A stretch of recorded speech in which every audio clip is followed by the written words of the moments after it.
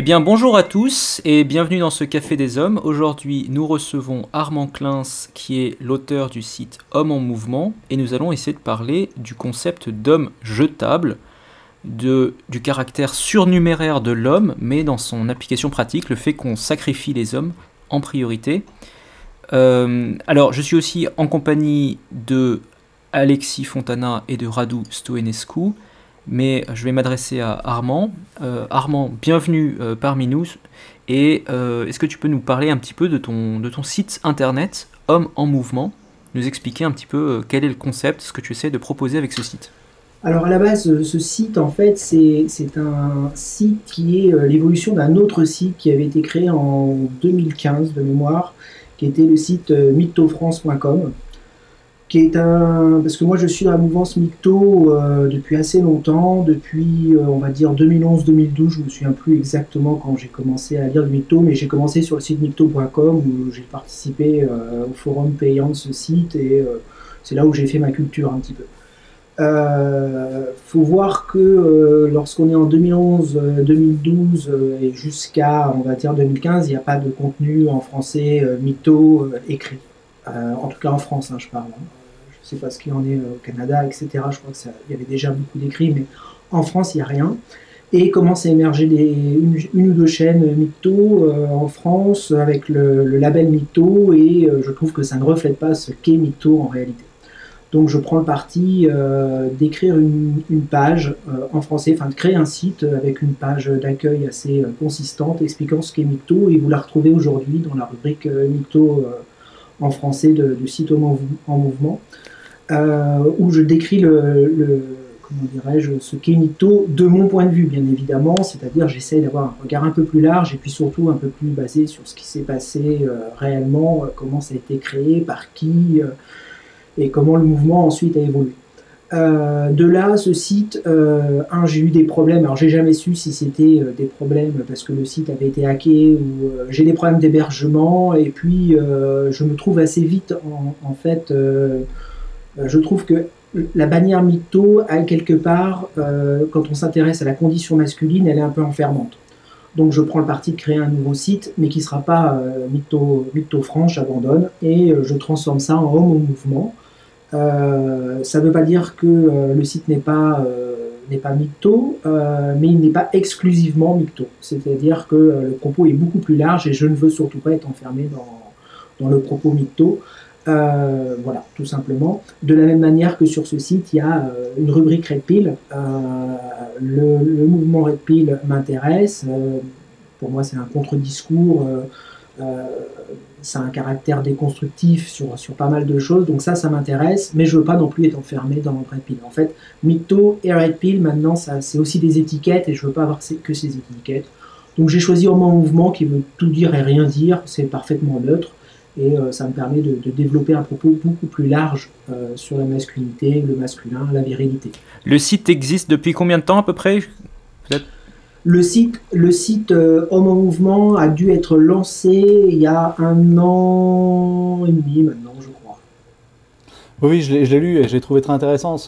Les descriptions que tu fais des évolutions modernes en fait, de la masculinité sont géniales. Donc vraiment félicitations pour avoir créé ce site. Et je vois aussi que tu fais de temps en temps des revues de presse, c'est-à-dire que tu présentes des articles qui sont parus dans la presse, tu les remets dans ce livre.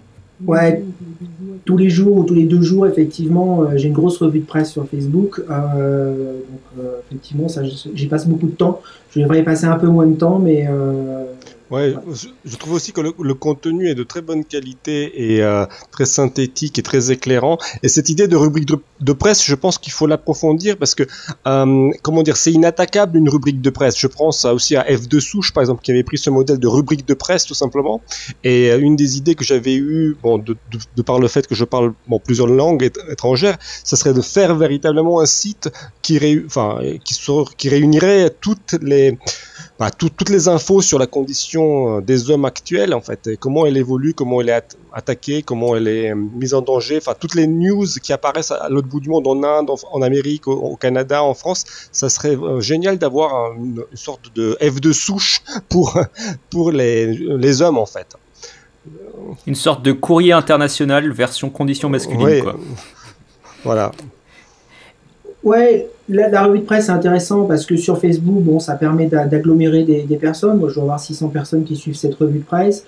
C'est intéressant aussi en termes de référencement, hein, ne nous cachons pas. Ça permet d'actualiser le site en permanence, alors même que vous n'avez pas forcément produit un article. Parce qu'il faut bien voir que nous, qui sommes sur le web et qui n'avons pas une visibilité sur YouTube, on a des problématiques de référencement qui sont assez importantes parce qu'il faut, sur des termes comme virilité, c'est pas évident de remonter dans les hauts des classements. Donc il faut des sites qui soient optimisés et le mieux possible référencés, sinon vous n'existez pas. Et si vous tapez virilité aujourd'hui, vous trouvez majoritairement du contenu sur la virilité. Du gazalé, alors on va trouver du gazalé, le mythe de la virilité. Voilà, le mythe de gazalé. Et puis là, récemment, il y a encore un gars qui a sorti un article sur la virilité toxique et qui n'existe pas ou je ne sais quoi. Et donc voilà, l'objectif c'est quand même d'avoir un site qui aussi a des visiteurs. D'accord. Et juste pour qu'on comprenne un petit peu par rapport à toi, ton parcours, comment tu es arrivé en fait dans la sphère masculine? Est-ce qu'il y a eu un élément déclencheur ou pas du tout? Moi, je crois beaucoup de mythos le disent. Moi, j'ai toujours plus ou moins été mytho. C'est aussi une question de comportement. Moi, si vous préférez, le mariage, vous m'en parliez à 14-15 ans, mon opinion était déjà faite, hein, si vous préférez, sur cette idée de contractualiser un lien, etc., avec les conséquences aussi que ça peut avoir ensuite. Peut-être une paternité, moi je suis père, hein, donc père d'un jeune garçon. Donc moi j'ai été père tardivement, puisque comme vous voyez j'ai 46 ans, le gamin il a 2 ans, 3 ans maintenant, il va sur ses 3 ans. Sans doute tout ça, ça joue forcément, mais comme quoi ça ne joue pas tant que ça, puisque j'ai un gamin et ça n'a pas empêché que j'ai lancé le site au mouvement. En fait ça change pas grand chose, mais dans des parcours forcément ça peut avoir aussi ses explications.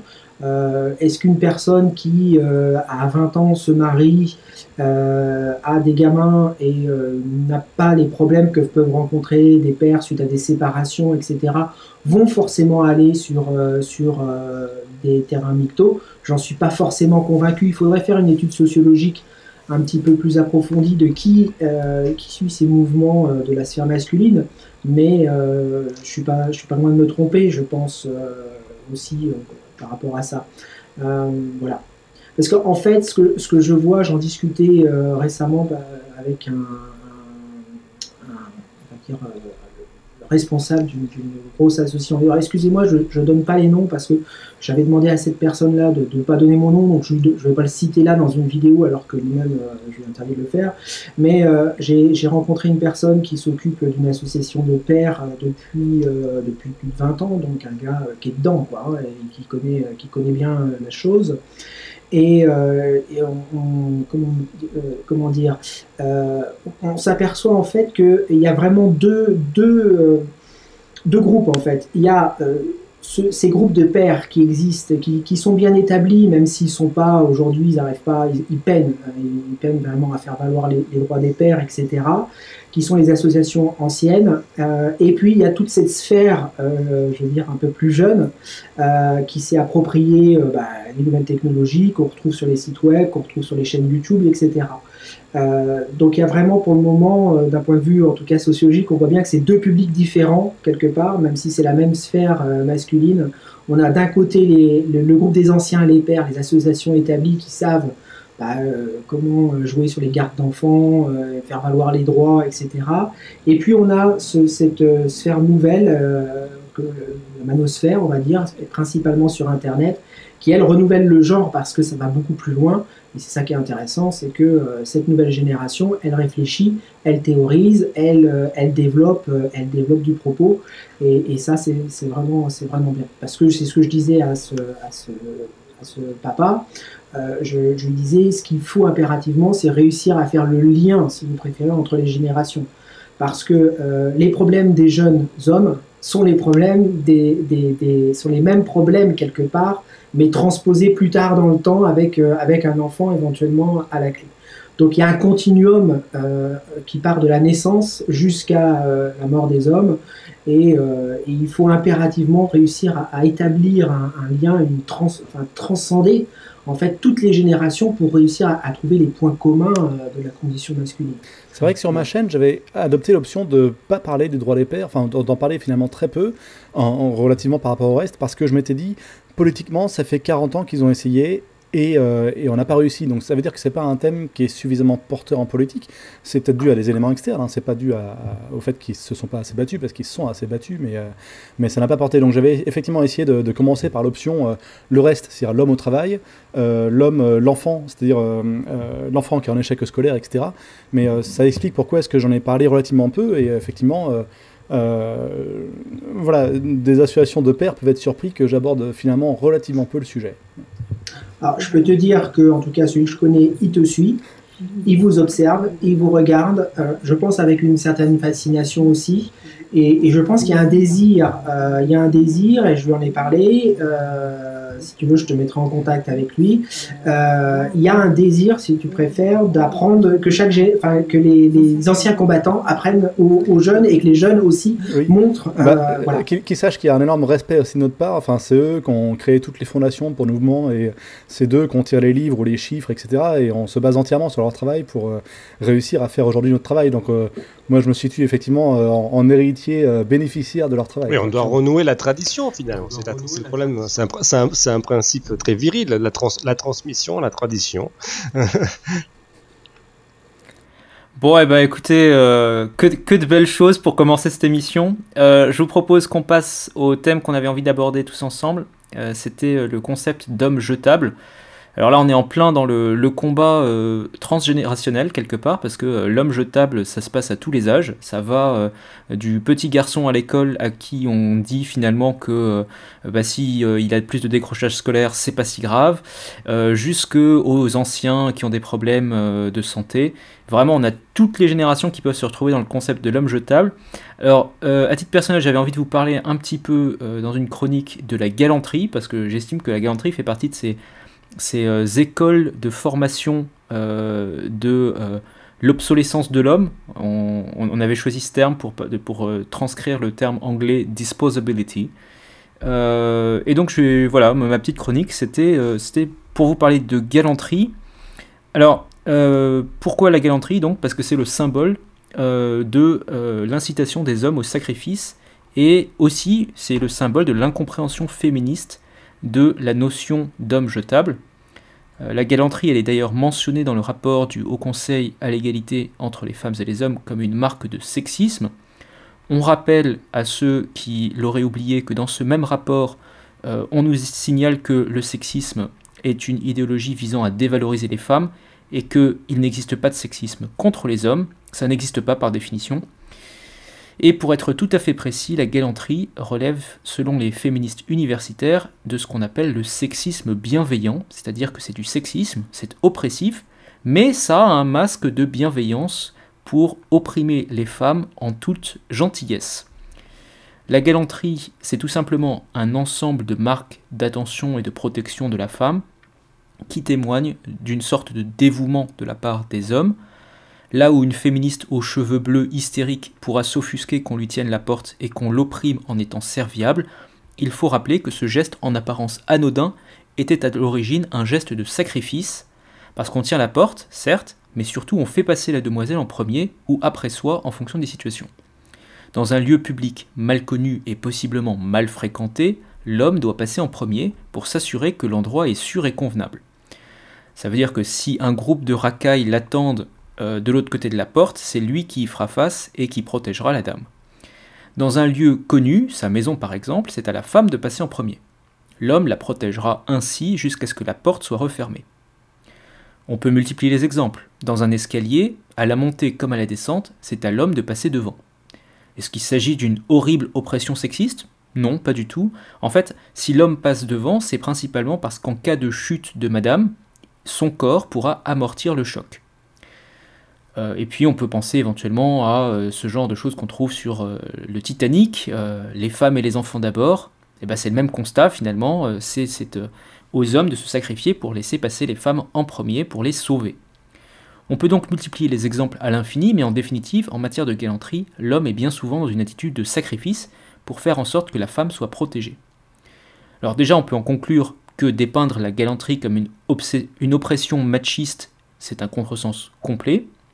Et surtout, beaucoup plus intéressant pour notre propos, on peut en conclure qu'on entraîne depuis toujours l'homme à se sacrifier pour la femme. Et que cela commence avec une chose aussi anodine que la galanterie, que tenir la porte, etc. L'homme doit protéger la femme, l'homme doit sauver la femme si besoin, et c'est normal en tant que tel. Chercher à protéger les femmes n'est assurément pas mauvais, et le propos n'est pas de remettre en cause intégralement la galanterie. En revanche, nous nageons depuis quelques années en plein paradoxe et en pleine dissonance cognitive. Les hommes ont des impératifs contradictoires. On leur demande de protéger et de sauver les femmes, tout en leur disant que les femmes sont libres et indépendantes et n'ont pas besoin d'eux. On leur dit d'être bienveillants à l'égard des femmes, en toutes circonstances, mais en leur disant que la galanterie est misogyne et ringarde. On a eu il y a quelques mois le cas d'une jeune femme frappée en public, après de copieux échanges d'insultes, et on a reproché aux hommes à la terrasse du café de ne pas s'être précipités pour la protéger. Vous vous en souvenez peut-être. Fait divers qui illustre bien la duplicité du discours officiel. Dans les situations dangereuses, les femmes attendent toujours d'être protégées et sauvées malgré un siècle de féminisme. Quand il s'agit de leur sécurité, les femmes savent faire honte aux hommes qui n'accourent pas pour les aider. Mais elles ne reconnaîtront pas que l'homme se sacrifie pour elles et elles ne vont pas le féliciter pour ce sacrifice. C'est normal, finalement, c'est leur boulot aux hommes de sauver les femmes. De fait, l'homme moyen se trouve donc pris en tenaille, d'un côté avec un fonctionnement qui semble adapté à la nature, les femmes sont plus fragiles que les hommes, donc c'est aux hommes de les protéger en échange d'une forme de gratitude, de l'autre, un discours égalitaire qui saura accuser les hommes dès qu'une femme est en danger. C'est là toute la tartufferie du discours égalitaire, et si l'oppression des femmes commence à l'instant où une femme ramasse une chaussette sale, comme le prétend Titiou Lecoq, on se demande où commence l'empathie pour le sort des hommes. Eh bien écoutez messieurs, j'aimerais bien que ce soit au moment de commettre des actes de galanterie. Une très belle introduction, je trouvais. Ça souligne un problème fondamental, effectivement, de double standard qu'on a tu l'appelles deux poids, deux mesures, oui, effectivement. Et bon, je voudrais quand même dire que je suis pas forcément d'accord. Est-ce qu'on ne peut pas ne pas confondre les femmes avec les féministes quand même? C'est-à-dire, je pense que toutes les femmes sont pas féministes, faut être juste, et toutes les femmes, à mon avis, ne défendent pas cette vision la vision qui s'incarne dans le rapport du Haut Conseil à l'égalité. Je pense parce que c'est pas du tout forcément la vision de toutes les femmes. Alors c'est vrai que ça peut être duplicitaire parfois, comme on dit dans la sphère. Bon, les femmes ne sont jamais féministes sauf quand ça les arrange. Et là tout à coup elles te sortent la carte féministe. Mais je pense que pour être juste, je pense que ça s'est pas répandu partout. Mais en tout cas, je voulais te poser la question. Est-ce que tu connais ce livre sur la galanterie qui est, je pense, un livre de référence qui s'appelle La galanterie française de Claude Habib. Alors ça, pour nos auditeurs, je ne sais pas si tu as lu ça, mais non, je l'ai pas lu. Pour nos auditeurs, je pense que voilà, s'ils veulent jeter un coup d'œil, c'est un livre écrit par une femme, Claude Habib, sur la spécificité française en fait, et comment la galanterie en fait était une spécificité du mode de vie, du mode d'être français. Donc c'est à la fois aussi pour ceux qui sont intéressés par l'identité française. Et c'est un livre dont je pense que Finkielkraut a beaucoup parlé à un certain moment, il y a une dizaine d'années. Mais je crois que la galanterie, à l'époque, c'était quand même un acquiescement à la supériorité du sexe masculin. Parce que c'était la galanterie traditionnellement, c'est ok, l'homme, effectivement, il protège la femme, mais c'est parce qu'il a une supériorité de fait, de nature, qui l'oblige à prendre soin du faible. Et effectivement, de nos jours, avec la prétention à l'égalité de résultats, on tombe dans des absurdités qu'on peut voir aussi, que tu as souligné aussi, Alexis, dans ton interview avec l'homme battu. Finalement, c'est par galanterie que ce gars s'est fait battre, en fait, en quelque sorte. Je trouvais que c'était extraordinaire dans l'interview que tu as faite de ce boxeur de 2 mètres. Finalement, il était piégé par sa propre galanterie, en quelque sorte. Comme il avait un certain honneur de vouloir secourir les gens qui sont autour de lui, notamment les enfants de cette femme. Et Et c'est pas seulement par galanterie, c'est par humanisme envers les enfants de cette femme, quoi. Moi, d'après ce que tu dis, j'irais même plus loin. Est-ce que le féminisme, c'est pas une forme de galanterie? Aujourd'hui, mon père n'est pas content avec mon combat parce que il souhaiterait que je sois. Je pense que dans ces mots, on pourrait l'exprimer comme il souhaiterait que je sois plus galant envers les femmes, en les protégeant, en les défendant, en fait. Mais cette fois-ci, en les défendant en termes politiques et non pas en les défendant en termes de sécurité physique, quoi. De nos jours, la sécurité physique, c'est obsolète et c'est la sécurité politique dont les féministes disent que les femmes ont besoin. Est-ce que la nouvelle galanterie, c'est un sujet intéressant. Ça, c'est vrai que la sécurité n'est pas forcément physique. Après, moi, ce que j'essaie de mettre en évidence, en particulier en parlant de cette anecdote avec la femme qui s'est faite frapper près d'une terrasse de café, c'est que dès que la sécurité physique entre en jeu, d'un seul coup, il y a un rétropédalage complet et on considère qu'il faut revenir à une forme de galanterie, etc. Enfin, on revient au réel, tout simplement. Voilà, exactement. Dès que le réel vient frapper à la porte, on est obligé de rétropédaler, oublier tous les acquis du féminisme et on joue plus avec la carte je suis une femme forte et indépendante, mais on revient à il faut que les hommes me protègent et me défendent. Dans la mesure où elle peut pas répliquer, elle peut pas casser la gueule au mec, c'est sûr que il faut bien qu'ils reviennent au réel, quoi, parce que sinon. Enfin, pour les hommes, c'est difficile aussi de casser la gueule aux autres. Il y en a plus d'un qui a fini à l'hôpital à cause de ça, quoi. Mais c'est vrai qu'on peut considérer que pour un homme se prétendre féministe, c'est une forme de galanterie en fait. Dire je suis un homme féministe, je soutiens les femmes, etc., c'est une forme de galanterie en fait. C'est regardez mesdames, j'écoute votre combat et vos problématiques et j'y prête attention et je vous soutiens. C'est ça que ça veut dire. Oui, on tombe dans la tactique de séduction d'où cette question qui pourrait probablement faire bugger plus d'une féministe universitaire. Est-ce que le fait pour un homme de se dire féministe n'est pas la marque ultime du sexisme bienveillant? Elle est bonne, oui. Oui, pour moi, il y a une tradition de protéger les femmes qui commence avec le Titanic et qui finit avec Macron. Et pour moi, le féminisme, c'est plutôt la prolongation du patriarcat, c'est-à-dire de la puissance des grands. Pour moi, le féminisme, c'est plutôt une démonstration que les grands sont puissants et qui nous imposent le féminisme, quoi. C'est plus ça que quelque chose qui est désiré par l'ensemble de la population. Si vous demandez aux femmes d'en bas, est-ce que vous êtes féministe, il y en a, là, je crois qu'il y en a 70% qui répondent non. Et si vous demandez aux hommes d'en bas qui sont féministes, alors ça dépend, mais ceux qui sont informés, ils vont vous répondre qu'ils sont opposés.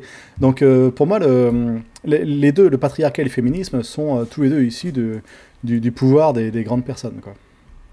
Armand, sur le sujet, la galanterie comme illustration du caractère jetable des hommes Écoute, alors sur le caractère, sur la galanterie, moi j'ai pas réfléchi spécifiquement à cette question, mais on voit rapidement que surgissent des questions de protection. Vous venez de l'évoquer, c'est-à-dire qu'on attend de l'homme ce côté un peu chevaleresque, c'est pas seulement ouvrir la porte, etc. Il y a ce côté protégé. C'est vrai que la galanterie, c'est aussi, on voit dans des illustrations du 18e, 19e siècle, des hommes qui posent leur veste par terre pour pas qu'elle salisse sa robe ou ses chaussures, ou s'il fait froid, l'homme a froid et il donne son manteau. Sur cette idée-là, moi c'est une idée que j'ai essayé de creuser énormément. C'est un peu la théorie que je développe sur mon site qui est la théorie de l'homme surnuméraire. Qu'est-ce que ça veut dire être surnuméraire au plan reproductif? Et je crois que c'est profondément inscrit dans nos gènes, on va dire ça comme ça, c'est-à-dire que le fait que l'homme soit le sexe surnuméraire fait que ça induit chez les hommes des comportements spécifiques, et la galanterie en est comment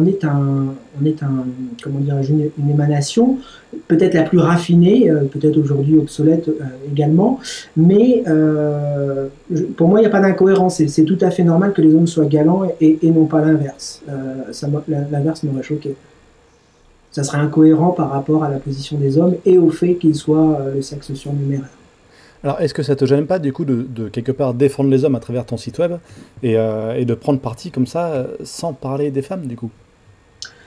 C'est un parti pris, parce que c'est un parti pris. De toute façon, quand on parle des hommes, on parle toujours indirectement des femmes. Indirectement. Donc, d'ailleurs dans les articles, souvent j'évoque les femmes. Mais c'est un parti pris, c'est-à-dire que je veux pas non plus faire un site qui soit à mi-chemin, à moitié féministe, à moitié masculiniste. Non, je développe un point de vue. C'est un point de vue que je ne veux pas justement gynocentré, donc et je le déplace, si vous préférez, sur un point de vue, je ne sais pas si on peut dire masculocentré, mais oui, c'est très certainement. Mais pour moi, de toute façon, il n'y a pas opposition. C'est pas parce que je défends des thèses qui sont pro-masculines qu'elles sont contre les femmes. D'ailleurs, vous trouverez sur mon site aucun propos qui est dénigrant ou contre les femmes. J'y prends garde. Et d'ailleurs, c'est pas dans mon état d'esprit du tout. J'essaye d'expliquer ce qu'est la condition masculine, qu'est-ce qu'être un homme aujourd'hui et quelles conséquences ça a. C'est ça, en fait. Bon, très bien. Radu, est-ce que tu veux prendre la suite? Par rapport à ce thème donc, de l'obsolescence de l'homme moderne ou de l'aspect surnuméraire de l'homme, on en a parlé de l'homme surnuméraire, de l'auteur de l'homme surnuméraire là, il y a 2 semaines, de ce roman, mais je voudrais introduire une perspective qui m'a été suggérée par nombre de commentaires sur mes vidéos ou sur le groupe de discussion masculin, à propos donc du lien possible quand même entre l'obsolescence de l'homme et le système capitaliste dans lequel nous vivons quand même. Il y a quand même, je pense qu'il y a un lien entre, on va dire, l'obsolescence du mâle et l'obsolescence de l'homme en général, pour rappeler le nom d'un essai fameux de Gunther Anders, donc des années 50. Donc là, je pense qu'on peut quand même essayer de penser ce qui se passe avec les hommes et la condition masculine dans le cadre plus général de la condition de l'homme moderne dans une société de consommation, en fait, qui est quand même travaillée par le culte donc, de la croissance économique. Et ce culte de la croissance économique, on peut en dire plein de choses, mais je vais prendre l'approche des situationnistes, de Guy Debord, qui décrivait donc la société du spectacle, la société de consommation dans laquelle nous vivons. Ainsi, elle disait donc la société de spectacle est une guerre de l'opium permanente pour faire accepter l'identification des biens aux marchandises et de la satisfaction à la survie en augmentant selon ses propres lois. Donc c'est la thèse 44 de la société du spectacle. Alors, donc un livre qui est paru en 67, donc qui a eu un énorme retentissement, et pour ceux qui le savent aussi, il a beaucoup influencé le collectif Tikkun, donc qui a aussi ensuite théorisé la jeune fille. Donc c'est vraiment une source très intéressante pour le masculinisme français, en tout cas, qui utilise le concept de jeune fille. Et je tiens à préciser, donc, pour comprendre de quoi il s'agit, c'est que la guerre de l'opium, l'expression qu'on utilise, la guerre de l'opium, qu'est-ce que c'était la guerre de l'opium? Ce sont deux guerres réelles qui ont eu lieu donc, au 19e siècle. Pourquoi? Qui ont été menées par la première guerre par l'Angleterre et ensuite la deuxième guerre par l'Angleterre et la France et les États-Unis, je crois, ensemble, pour obliger la Chine, en fait, à ouvrir ses ports pour le commerce d'opium, en fait. C'était ça, les guerres de l'opium. C'était donc des guerres menées pour que l'on ouvre le marché chinois aux produits occidentaux, pour dire vite. Donc ça c'est ce qui veut dire que toute notre société, d'une manière générale, elle est une guerre de l'opium permanente, c'est-à-dire que sans cesse, la dynamique de notre société cherche à trouver de nouveaux débouchés pour de nouveaux produits. C'est le fonctionnement, c'est ça la croissance économique. Et donc, le problème, c'est que, bon, vous le savez sans doute, il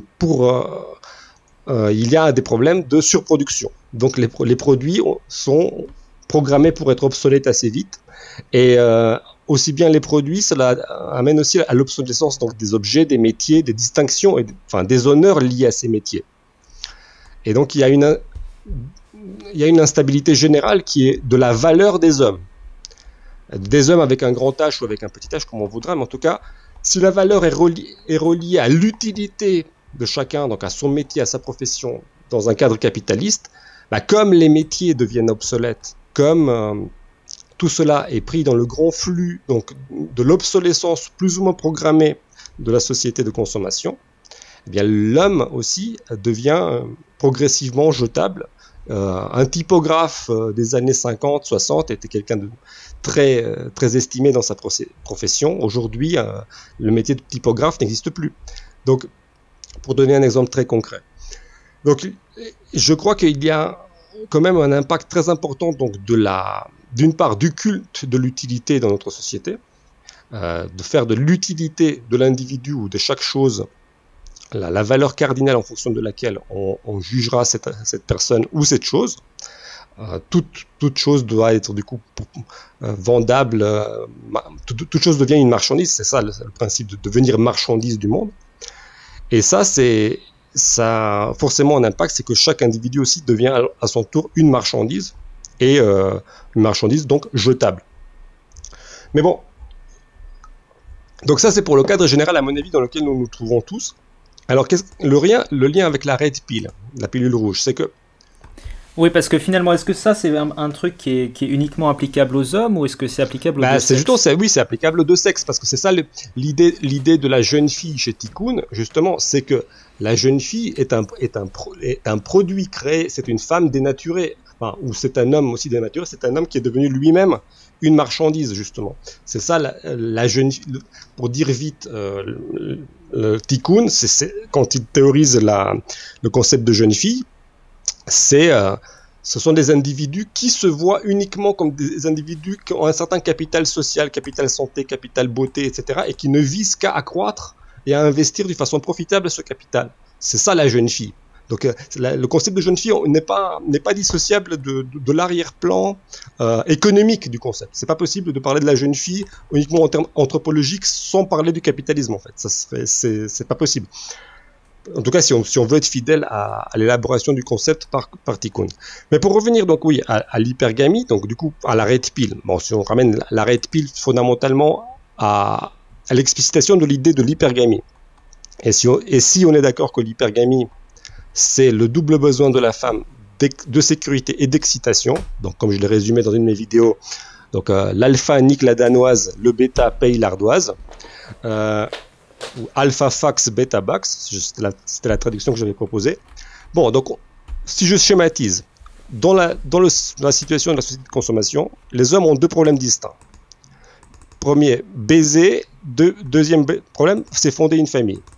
Et un problème corollaire, c'est de fonder une famille et continuer à baiser, parce que ça aussi, c'est un des problèmes possibles.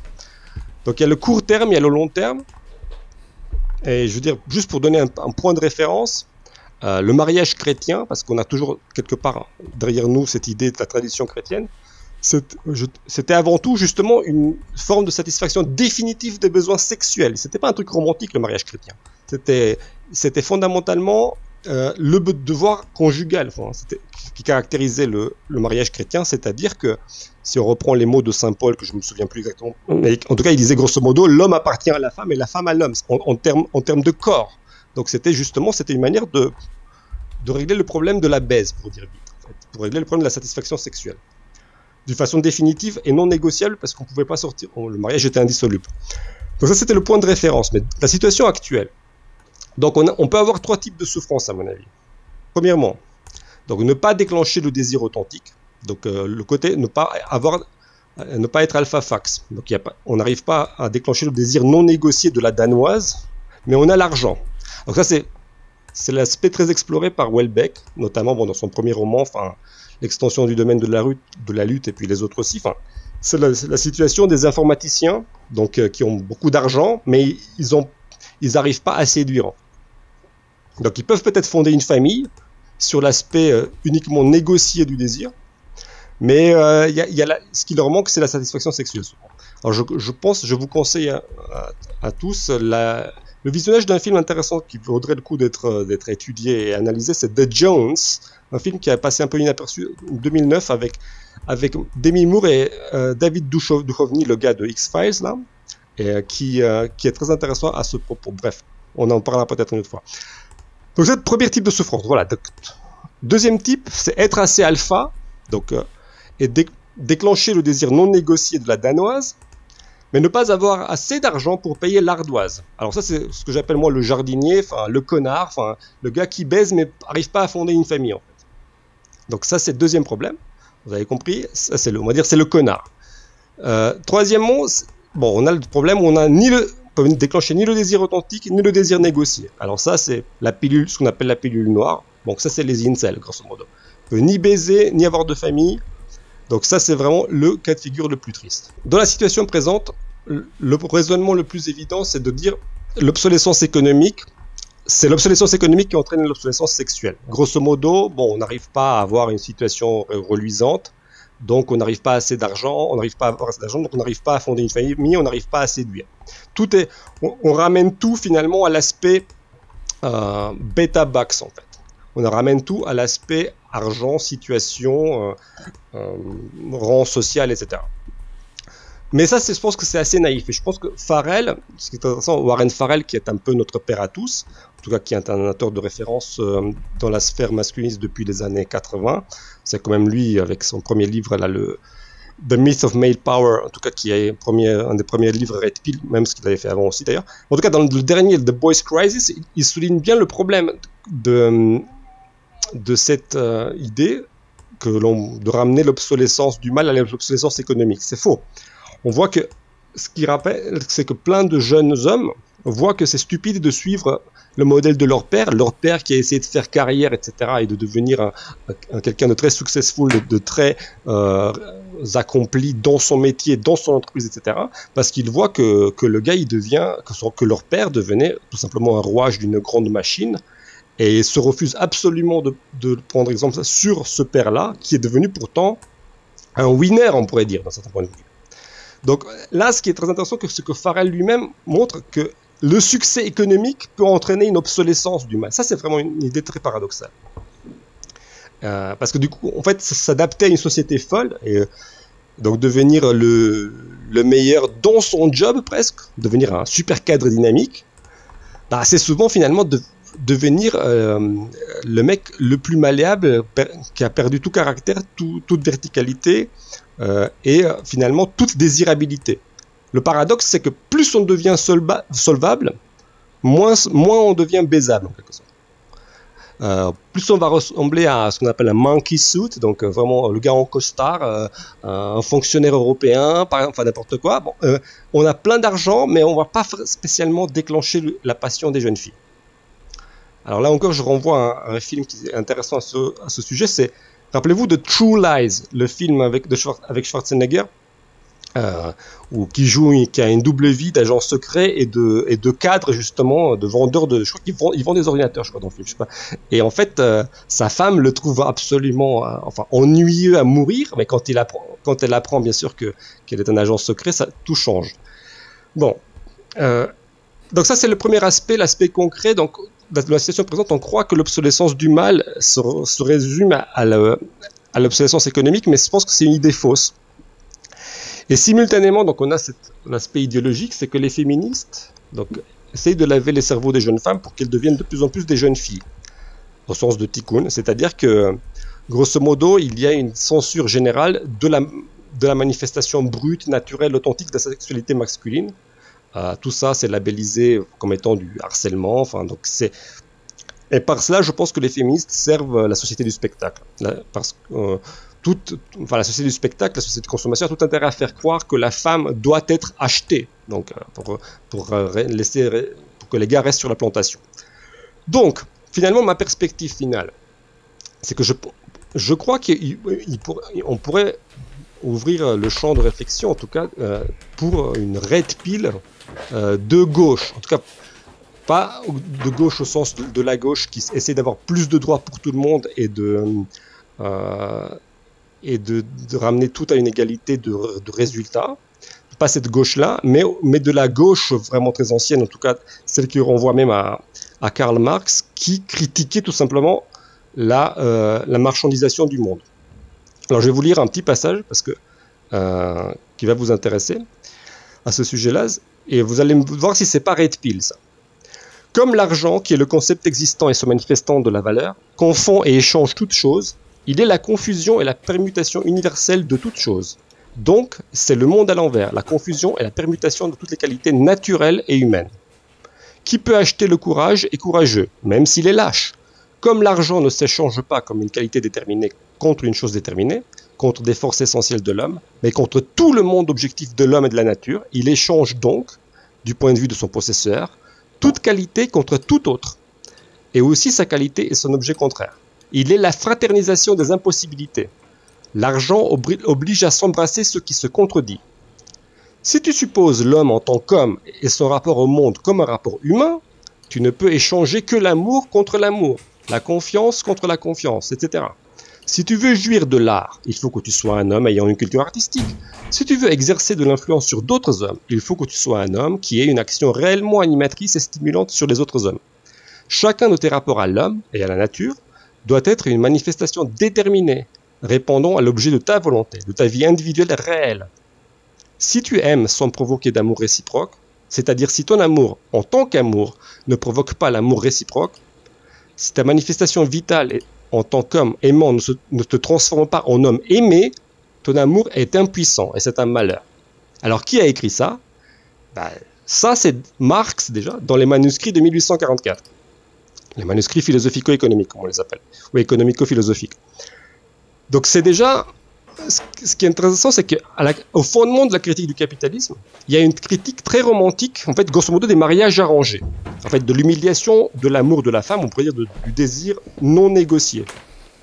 Donc, en général, tu vois, en littérature, le théâtre européen, tout s'est moqué du barbon. Le personnage du barbon, c'est le personnage du vieil avare, le mesquin bourgeois qui a réussi dans la vie et qui achète une fille grâce à sa situation. Donc il faut se souvenir que l'histoire de Karl Marx, c'est une histoire personnelle, est l'histoire d'une hypogamie. Marx a séduit et il a épousé une fille de la noblesse, la plus belle fille de la ville, Jenny von Westphalen, alors qu'il n'était pas très beau et qu'il n'avait pas le sou en fait. Donc, et cette femme va le suivre dans toutes ses pérégrinations, elle va se sacrifier pour lui, elle va l'aimer de tout son cœur jusqu'au bout. Donc en fait, Marx a eu droit à l'amour authentique alors qu'il n'avait pas spécialement assuré l'aspect bêta-bax de l'hypergamie. Donc, bon, voilà, donc je pense que au fondement de la critique du capitalisme, il y a une idée qui tend vers le MGTOW, en tout cas vers le Red Pill, qui appuie sur l'idée de désir non négocié. Enfin, voilà, donc c'est le désir authentique. Alors, deux voies se présentent pour résoudre les problèmes que j'ai énoncés, donc les trois problèmes des souffrances des hommes. Première voie, ça pourrait être investir en soi-même ou investir dans l'avoir, accroître sa force pour être un winner dans la société capitaliste. Donc, sauf dans rares cas, je pense qu'on perd son attractivité en bûchant à grimper dans l'échelle sociale, en fait. Donc, Tikkun, encore une fois, expliquait très bien, je ne sais plus exactement où, donc je crois que c'est dans Vers la guerre civile, que grosso modo, les clandestins, les migrants, tous ceux qui veulent venir en Occident, ils veulent avoir tout ce qu'ont les Occidentaux, mais ils ne veulent surtout pas devenir comme les Occidentaux. Donc ça, c'est un aspect très intéressant donc, de la critique de notre société capitaliste. Elle est déjà faite par ceux qui envient notre situation, mais ils n'envient pas ce que nous sommes. Ça, c'est très intéressant. Pourquoi ils n'envient pas ce que nous sommes? Parce que ce que nous sommes, c'est pas très séduisant. Donc c'est la première voie, bon, qui à mon avis, c'est pas forcément la meilleure. Non, le débat reste ouvert. En tout cas, et il y a la deuxième voie. Donc il y a une voie qu'on retrouve aussi souvent chez les masculinistes, chez les MGTOW, c'est la voie du minimalisme. Alors, déjà, quand on parle du minimalisme, je pense qu'on est forcément quelque part anticapitaliste. Et je crois que ça, le MGTOW pourrait vraiment effrayer le capitalisme parce que, si on considère que le minimalisme et la frugalité peuvent constituer une caractéristique du MGTOW, ça va contre tout ce qui nous pousse à la consommation. Le minimalisme, c'est grosso modo un autre mot pour la décroissance, pour ceux qui s'intéressent à ces thèmes-là. Donc, et là, je pense qu'il y a des choses à chercher du côté de Jean-Claude Michéa, de Christopher Lasch, qui explorent les voies de sortie de l'adoration de l'utile. Et je pense que le minimalisme ne veut pas dire forcément tomber dans le célibat forcé et de devenir un incel du tout.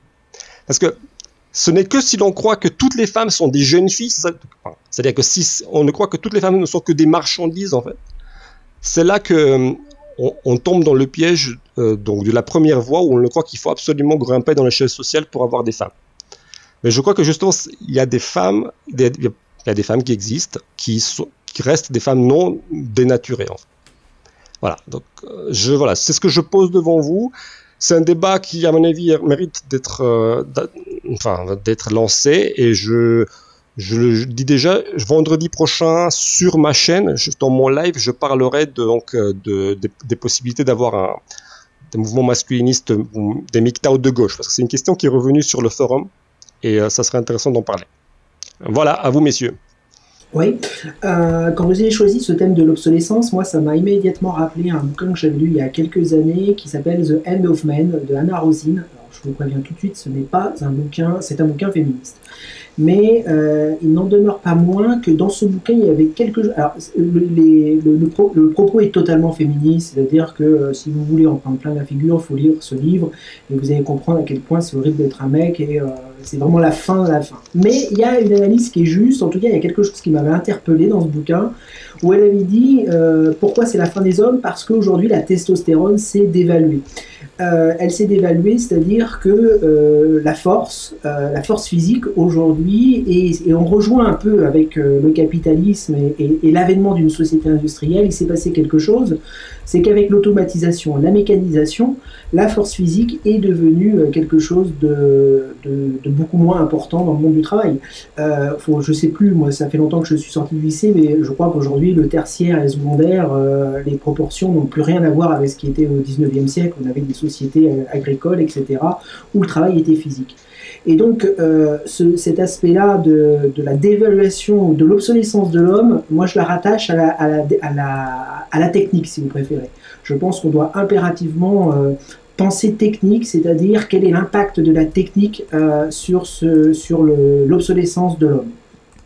De la même manière, je pense, et peut-être qu'on abordera ces sujets tout à l'heure, il se pourrait d'ailleurs aussi que les femmes subissent la même chose en termes d'obsolescence, parce que si la testostérone ou les travaux grâce à la mécanisation, l'industrie, etc., c'est énormément dévalué, c'est-à-dire la force physique, je pense qu'avec les nouvelles technologies, on va avoir, notamment les intelligences artificielles, on va avoir tout un tas de personnes qui sont en tertiaire qui elles-mêmes vont avoir le même problème qu'ont eu les ouvriers il y a de ça 150 ans.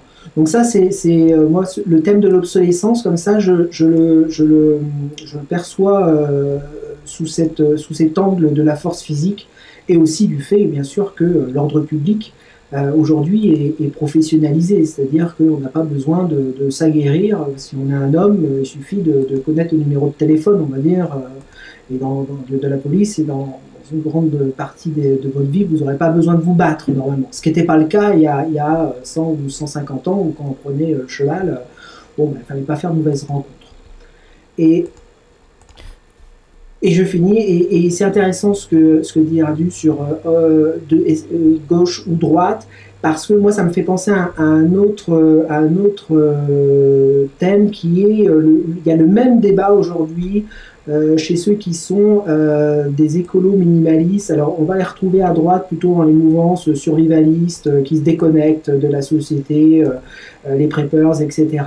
Mais en fait on les retrouve aussi également à la gauche, donc des gars qui sortent de l'économie, ou en tout cas qui essayent de vivre en dehors enfin avec le moindre prix de prise possible vis-à-vis de l'économie. Et en fait, c'est les mêmes débats, et je crois qu'effectivement, il y a souvent dans des groupes qui peuvent apparaître droite-gauche, aujourd'hui, de plus en plus de possibilités, à condition qu'on s'autorise à penser différemment, de trouver des points de concordance ou des points de ralliement entre des points de vue qui semblent en apparence opposés. C'est-à-dire que je pense qu'il y a effectivement une place pour une red pill de gauche et une red pill de droite.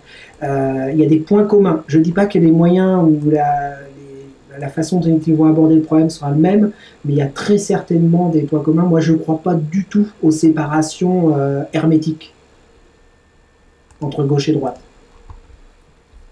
Alors sur ce que tu as dit, Armand, je suis d'accord avec toi sur pas mal de points. Notamment, il y en a un qui va arriver, je pense, quand Alexis va parler de sa vision de l'obsolescence des hommes. L'obsolescence qui est causée par la disparition de la force physique, en fait. C'est vrai qu'il y a eu, en gros, je crois qu'à l'heure actuelle, on est à peu près sur du entre 70 et 80% de métiers qui sont dans du tertiaire. 60. Je crois que c'est 60. 25 quand même de secondaire. Hein. On croit toujours qu'il n'y a pas d'ouvriers, mais il y a beaucoup plus d'ouvriers qu'on ne croit. Il y a 25% de secondaire. Hein. Je pense que c'était 70, 25, 5. Je crois que c'est ça. Secteur primaire 5-6%. 24 c'est le secondaire quand même. Il y a quand même, c'est ça, ce sont les grands oubliés en fait. Il y a quand même une classe ouvrière encore en France. Mais ça, c'est le matraquage médiatique qui nous fait croire qu'il n'y a plus d'ouvriers en France en fait. Et quand ils votent tous, Front National, et là ils découvrent qu'ils existent toujours. Tiens. Là, je regarde le gouvernement, là, ce qu'ils disent, les statistiques, c'est 75% tertiaire, 20% d'ouvriers et 2,8% agriculture. Ouais, 75, ouais. Donc voilà, toujours est-il que effectivement il y a beaucoup de métiers qui sont tertiarisés et justement, ce que moi j'avais prévu de raconter un petit peu quand Alexis va nous parler un petit peu de sa vision de l'obsolescence des hommes, c'était de dire que il y allait y avoir exactement comme on a eu une révolution industrielle qui a finalement complètement ringardisé finalement tout ce qui est force physique. Il va y avoir probablement aussi dans les années qui viennent une révolution de l'intelligence artificielle qui va ringardiser toute la puissance intellectuelle, enfin pas forcément la créativité, mais tous les métiers intellectuels qui sont un petit peu répétitifs vont être complètement automatisés aussi. Donc en fait je pense qu'on est sur un problème là qui ne va faire que s'amplifier en fait. L'impression que les hommes sont en trop et qu'ils sont inutiles quelque part, ça va s'étendre à mon avis une beaucoup plus grosse frange de la population que ce qu'il y a actuellement. Et je pense qu'on n'a pas fini d'en parler de ce problème de l'homme jetable parce que justement ça ne va aller que en s'élargissant. Oui, il y a un livre là-dessus qui a une dizaine d'années, c'était La fin du travail de Jeremy Rifkin, je crois. Certains l'ont lu peut-être là, sur ça. Radu et Armand, vous parlez de l'obsolescence des hommes à cause de la technologie, mais je vois aussi quand même, alors on sait, je suis plutôt de droite, et donc comment dire, le réflexe des gens de droite, c'est souvent d'accuser l'État en disant l'État est à l'origine de tous les maux, etc. Enfin voilà, vous connaissez le système. Et donc là, en l'occurrence, l'État participe aussi à l'obsolescence de l'homme en faisant de la redistribution. C'est la grande mode depuis 50 ans, on va dire, de faire de la redistribution. Et c'est bien d'aller secourir les pauvres, etc. Mais c'est ça qui fait aussi que du coup on n'a pas besoin d'hommes à la maison, même si l'homme gagne plus, par exemple, l'homme est plus orienté vers le travail en général. Du coup, les femmes, par exemple, peuvent décider d'être célibataires aujourd'hui ou se laisser aller, disons, parce que c'est souvent une erreur de leur part qui conduit à être célibataire, c'est pas forcément leur choix. Mais les mères se retrouvent isolées parce qu'elles ont fait des choix, parce qu'elles n'ont pas fait suffisamment attention à garder l'homme, parce que ça les intéresse pas. Elles recevront l'équivalent de l'argent de l'homme à travers l'État. Donc c'est cette présence de l'État qui fait que l'homme n'est plus nécessaire dans un foyer aujourd'hui. Autant que le progrès technologique ou autant que les évolutions réelles de la modernité. Ouais. D'accord, mais l'État, il a besoin de redistribuer parce que pour maintenir la consommation, depuis. Ouais. On parle de Keynes là, je dirais, c'est pas. Comment ? Alors le keynésianisme c'est de gauche, hein. Le keynésianisme c'est du capitalisme mais de gauche, tu vois. Enfin là on rentre dans des débats plus compliqués que la division. Mais l'État il est un acteur majeur de l'économie maintenant. On n'est plus dans le capitalisme je sais pas moi justement du temps de Marx. Cette mode de la redistribution elle est très vendeuse actuellement en politique et tout le monde vote pour la redistribution alors que tout le monde pourrait voter pour la responsabilité personnelle, par exemple en disant voilà vous avez qu'à vous protéger pour éviter de faire des enfants ou des choses comme ça. C'est pas quelque chose qui est porteur en ce moment. Mais ça, c'est juste une mode de fashion, quoi, au niveau de la pensée. Mais c'est pas imposé par la situation économique ou par le capitalisme, etc. Quoi.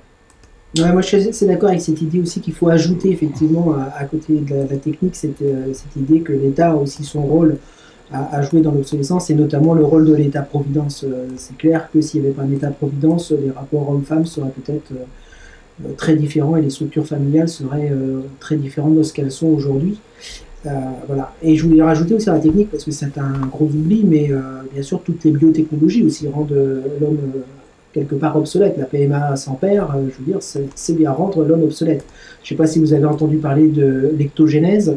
c'est-à-dire les utérus artificiels, qui rendront peut-être aussi les femmes obsolètes. Il faut savoir que l'utérus artificiel, aujourd'hui, c'est surtout l'antibiotique qui empêche tout ça, parce qu'ils savent le faire avec des moutons. Donc on voit que la technique a nécessairement un impact énorme sur tout ce que nous sommes en train de discuter. Et on ne sait pas comment ça va se passer demain, parce que progrès technique, vous savez... Oui, je crois que Moss attend ma chronique pour pouvoir placer ses opinions sur le futur. Donc allez, je vais la placer. Donc l'homme est-il devenu obsolète ou est-ce qu'il l'a toujours été? J'entends beaucoup de messages, des titres de journaux, des prédicateurs de catastrophes qui disent « L'homme est obsolète dans le couple, au travail, les pères servent-ils à quelque chose, l'obsolescence économique de l'homme, ou alors on est en 2019, à quoi servent les hommes, etc. » Mais est-ce que la situation a réellement changé? L'homme a-t-il été relégué au second rang à cause de la modernité? Et est-ce que sa situation est réellement en train d'empirer? Alors, il faut regarder un peu vers le passé. Il y a peu de gens qui sauraient envier la situation de l'homme en 1900, par exemple. La conscription obligatoire pour la guerre de 14 mobilisera au final 8 millions d'hommes. C'était 20% de la population française, dont la moitié reviendra blessée ou tuée, et l'autre moitié reviendra traumatisée. Pour la Seconde Guerre, ça n'a pas beaucoup changé, sauf qu'on a perdu rapidement. Les hommes ont été touchés plutôt par le STO, le service de travail obligatoire, ou bien ils ont été prisonniers de guerre, ou ils ont subi la déportation, qui a aussi touché les femmes, pour le coup. Donc j'irai pas envier la situation de l'homme au début du XXe siècle, même au milieu, même aux 2 tiers du XXe siècle. Donc la situation de l'homme est-elle en train de s'améliorer? Oui. Voilà qui nous donne un peu d'optimisme. L'espérance de vie aussi. Dans les années 1800-1900, l'espérance de vie était quasiment similaire entre les hommes et les femmes. Elle était autour de 45 ans. L'écart qu'on connaît aujourd'hui, il est moderne, il date de l'après-guerre. Il est allé jusqu'à 8 ans d'écart d'espérance de vie entre les femmes et les hommes pour la période 1975-1995. Ça se rapproche un petit peu, les hommes regagnent un petit peu, mais on est encore à 6 ans d'écart pour l'instant.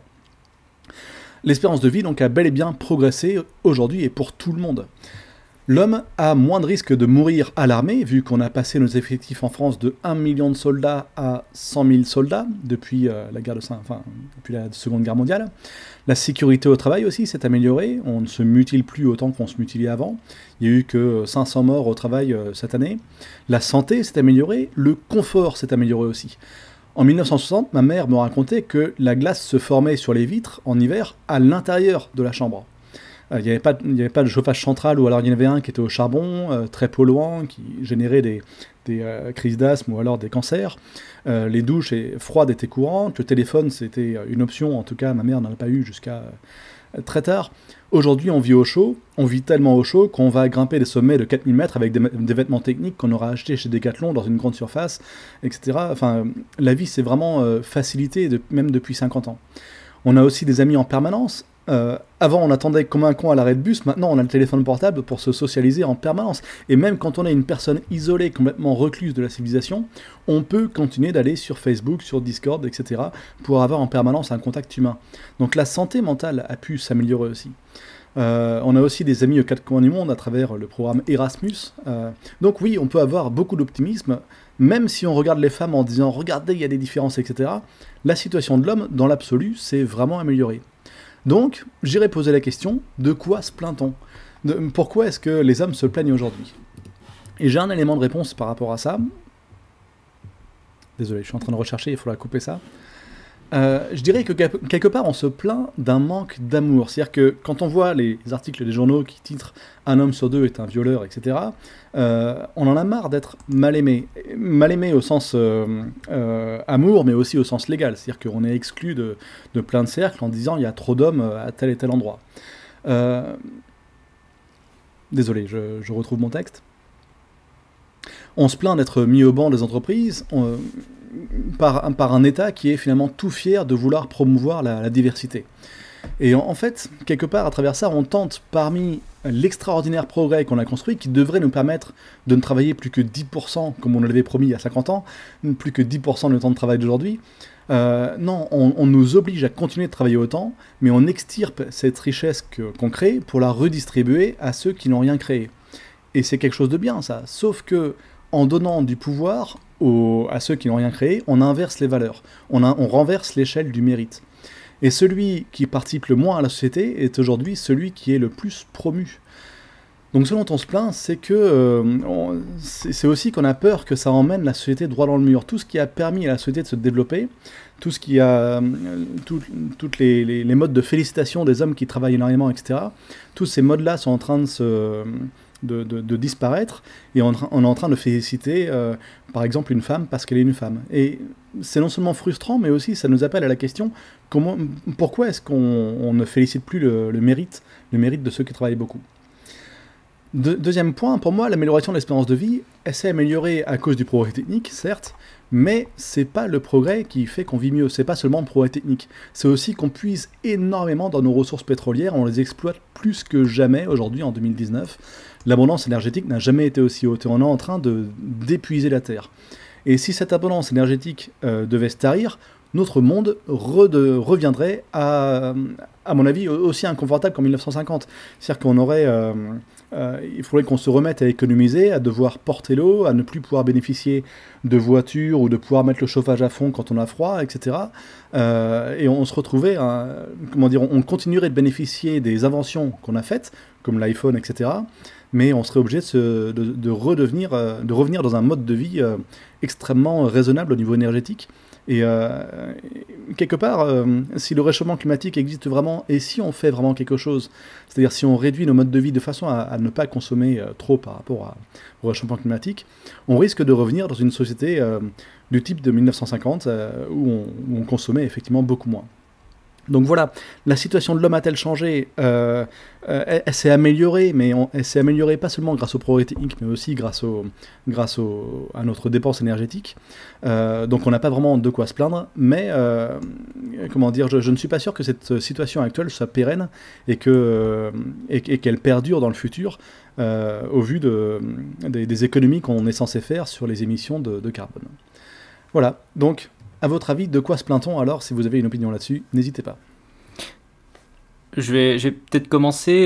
Je suis un petit peu... En fait, quelque part, c'est amusant parce que tu contredis sans vraiment t'en rendre compte, tu contredis un petit peu ce que dit Warren Farrell dans le mythe de la domination masculine. Parce que dans le mythe de la domination masculine, ce qu'il dit, c'est que les hommes ont tout amélioré, sauf qu'ils n'ont jamais pensé à eux-mêmes quand il s'agit de progrès technique.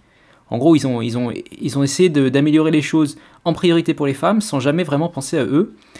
Et c'est vrai, mais est-ce que tu es quand même d'accord? J'avoue que je sais pas, je pense que c'est un peu exagéré, quoi. Comme point de vue, dans un sens ou dans l'autre. Mais on vit nettement mieux qu'il y a 50 ans, quand même. On vit quand même nettement mieux qu'il y a 50 ans, oui, je suis d'accord avec toi. Tu vois, il y a une certaine ironie dans le fait que... Et là, ce serait plutôt je suis en train d'adopter surtout le point de vue de MJ qui me critique en me disant « Mais de quoi vous vous plaignez? Vous vivez super bien, les hommes. » Et on est en train de regarder la différence avec les femmes en disant « On est jaloux. » En fait, je suis surtout en train de regarder les féministes de l'État qui disent aux hommes des insultes à grande échelle, on va dire. Mais voilà, je suis un peu... Après, je pense qu'il y a quand même un élément qui est important, c'est aussi que la technique ne fait pas tout. Tu peux vivre dans un environnement, tu peux vivre avec un approvisionnement en nourriture, en énergie, etc., constant et de qualité, et en même temps avoir un mal-être profond, en fait. Et c'est pour ça aussi, je pense qu'il faut aller chercher beaucoup plus loin que dans juste l'aspect technique, parce que l'aspect technique est un élément effectivement important, mais c'est en fait toute la construction de la pyramide de Maslow, c'est qu'une fois que tu as rempli tes besoins primaires, après tu commences à avoir des problématiques, des états d'âme, de la mélancolie, etc. Et c'est là où je trouve que c'est intéressant, peut-être typiquement les livres, à la fois les livres de Michel Houellebecq, par exemple Sérotonine, sur cette idée que même si tu avales une pilule du bonheur, ça te donne pas un sens à ta vie et que tu te sens quand même un peu miséreux au bout du compte. Et aussi de l'autre côté, le roman qu'on a un petit peu analysé ensemble avec Radou il y a 2 semaines, de L'homme surnuméraire. C'est vrai qu'il y a à mon avis, il y a un mal-être qui dépasse très largement le problème technique, en fait. Je pense que le problème technique, effectivement, c'était un problème. Peut-être que c'était un problème important il y a 50 ans. Et aujourd'hui, ça l'est beaucoup moins, quoi. Je crois qu'on n'est plus dans une problématique qui est toute technique. À mon avis, il y a beaucoup de mal-être, de sens de l'existence, de questions en fait, de la place de l'homme dans la société et tout ça. Oui, et de peur du futur, du coup. Enfin voilà, on a peur de ce qu'on va devenir parce qu'on voit On nous dit ça y est, les femmes ont pris le pouvoir, maintenant c'est l'heure de vous taire, les hommes. C'est surtout de la peur du futur que de la peur de notre situation matérielle d'aujourd'hui. Ouais, mais je pense que tu dresses un tableau un peu trop optimiste parce que justement, il y a des souffrances, comme on dirait la chanson argent trop cher, quoi. Parfois, pour le confort matériel des techniques dont tu parles, il a un coût humain et il en a pour certains. Je veux dire, le travail, pour prendre un aspect vraiment, pour le coup, socialiste, si tu veux, il y a le travail précaire et l'insécurité, on va dire, l'insécurité au travail, etc., et de l'insécurité au sens la précarisation du travail, pour donner cet exemple-là, je veux dire, qui touche quand même beaucoup de gens, hein. C'est un fait aussi, ça fait partie des souffrances réelles des gens. Donc, et des hommes en particulier. Donc des hommes justement jetables et obsolètes dans Farrell dont il parle. Enfin, c'est-à-dire, c'est quand même aussi ça, le coût du progrès technique. Il est aussi en malheur humain, un malheur d'un autre genre. C'est pas simplement le malheur de ne pas avoir d'eau chaude ou pas avoir de chauffage, etc. Il y a des souffrances d'un autre type qui se développent. Bon, ce qu'on appelle bêtement ça peut être la souffrance de l'aliénation, qu'on appelait ça classiquement en termes marxistes, si on veut. Mais ce sont d'autres types de Mais même par exemple le chômage, Radu. Oui, ça peut être le chômage, mais la précarité du travail tout simplement. Mais même le travail salarié en soi. Je veux dire, fondamentalement, la critique du capitalisme, c'est de dire que même le travail salarié en soi est une souffrance. Pourquoi ?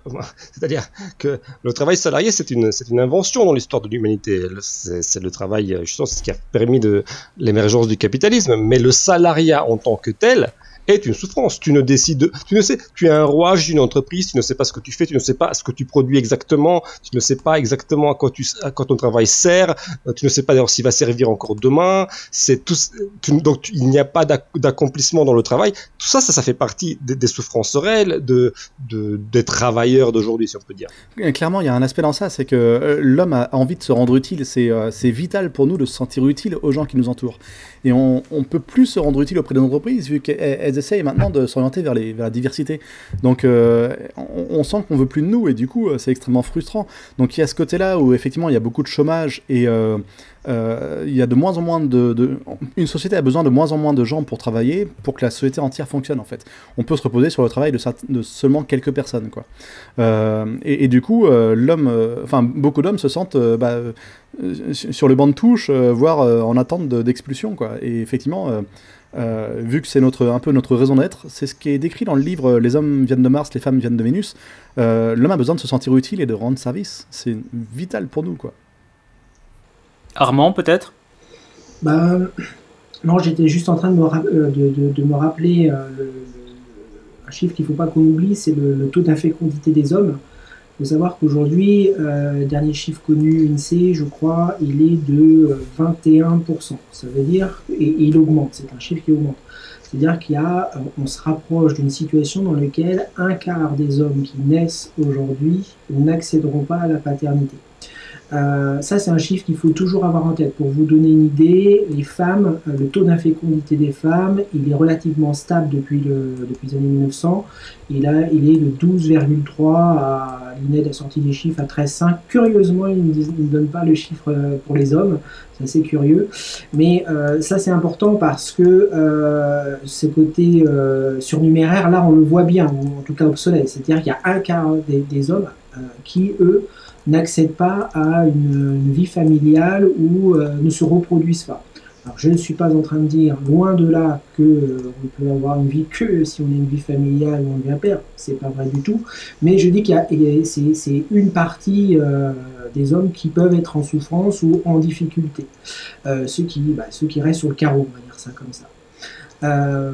Deuxième idée à vous écouter aussi, c'est que je l'avais un peu évoqué dans un article que vous retrouverez sur mon site qui est Virilité et périmètre, qui était un peu une réponse au mythe de la virilité, notamment développé par Olivia Gazalet, qui disait que la vérité n'existe pas, la preuve, il y a toujours eu des crises. En réalité, c'est que je pense, moi, que le rôle de l'homme, il varie énormément selon qu'on est dans une société prospère ou dans une société qui est en crise. C'est-à-dire que le mal-être, notamment que vous avez évoqué Houellebecq, mais c'est le mal-être de l'homme occidental. Mais cet homme occidental, il est globalement dans une société prospère et vous venez de le dire, aujourd'hui on peut tous se chauffer, on a tous un iPhone, un téléphone, etc. Donc notre mal-être, il est pas matériel, il est plutôt émotionnel, mais on est tous dans une société prospère. La question mérite d'être posée, est-ce que la situation des hommes serait, ou en tout cas le besoin ou le rôle de l'homme ne serait pas singulièrement différent dans une société qui, elle, ne serait pas prospère, avec toutes les conséquences que ça a en termes de maintien de l'ordre public, etc. etc. Et c'est ce que j'écrivais dans le livre, en critique du livre d'Olivia Gazzaley, où il disait la vérité, en fait, est un modèle en crise, mais de tout temps. Non, on voit bien, par exemple, dans les années 1930, où le féminisme était très fort. Il y a eu un reflux du féminisme. Il y a eu d'ailleurs un article qui avait été écrit par un universitaire disant que est-ce que le féminisme c'est l'art de la fugue? En fait, c'est pas un art de la fugue, c'est-à-dire que quand on va rentrer dans un conflit qui au total va faire, je crois, 6 millions de morts, il n'y a plus de place, si vous préférez, pour ce type de discours. Et immédiatement, le rôle des hommes est devenu prépondérant. Et moi, je suis intimement convaincu que si on s'oriente vers des sociétés qui vont vers des modèles en crise, voire des situations où on n'a pas de promotion, une meilleure vie que les personnes que nos parents, et voire même des situations dégradées, parce qu'on peut avoir des scénarios un peu pessimistes, matières premières, réchauffement climatique, etc. Je pense que la place et l'obsolescence des hommes, du coup, elle serait rediscutée parce que peut-être s'il y a un ordre public qui n'est pas aussi bien maintenu, parce que les États ont plus les moyens, et s'il devient difficile de manger, je peux vous garantir que on se passera peut-être moins facilement des hommes. Parce qu'ils sont sacrifiables, justement, et que les hommes feront le boulot comme ils l'ont toujours fait. Oui, c'est un peu la thèse de Farrell, de toute façon, dans le mythe du pouvoir masculin, dans The Myth of Male Power. C'est quand même ce qu'il explique, notamment en lien avec la tolérance vis-à-vis de l'homosexualité. Je trouvais que c'était un argument très intéressant, ce qu'il explique là-dedans. Parce que quand il explique que finalement, en fonction de la prospérité d'une société, justement, on va pouvoir donner la liberté aux homosexuels ou pas, en fait. Parce que c'est grosso modo, si la société n'est pas prospère, il ne faut pas, on ne libéralise pas les droits des homosexuels parce que il faut que les hommes puissent accéder, à la jouissance sexuelle uniquement grâce aux femmes, en fait. Donc, par contre, si la société devient suffisamment prospère et que les femmes, en fait, sont en sécurité matérielle sans l'apport de ressources de la part d'un homme, on pourra être tolérant envers les homosexuels. Je trouve que cette analyse, qui date déjà quand même de 84, elle est toujours d'actualité, je pense, pour la Russie d'aujourd'hui. Parce que quand vous voyez la Russie d'aujourd'hui, où il y a plus de femmes que d'hommes pour des raisons historiques, de mort de la Deuxième Guerre mondiale, le goulag, plus l'alcoolisme, etc. À mon avis, leur intolérance vis-à-vis de l'homosexualité ne vient pas du tout de leur attachement à des valeurs traditionnelles ou à l'orthodoxie, tout ça, mais tout simplement parce que c'est la pression des femmes, en quelque sorte, qui souhaitent, en quelque sorte, que les hommes s'occupent d'elles, quoi, qu'ils ne restent pas entre eux. Ouais, de toute façon, plus une société est en crise, plus elle est rigide, plus elle va être, l'ordre public va être dur, on va supprimer des libertés, etc. Et donc moins permissive, ça c'est très clair. Donc il y a un facteur, oui, prospérité qui en lien avec. Très clairement.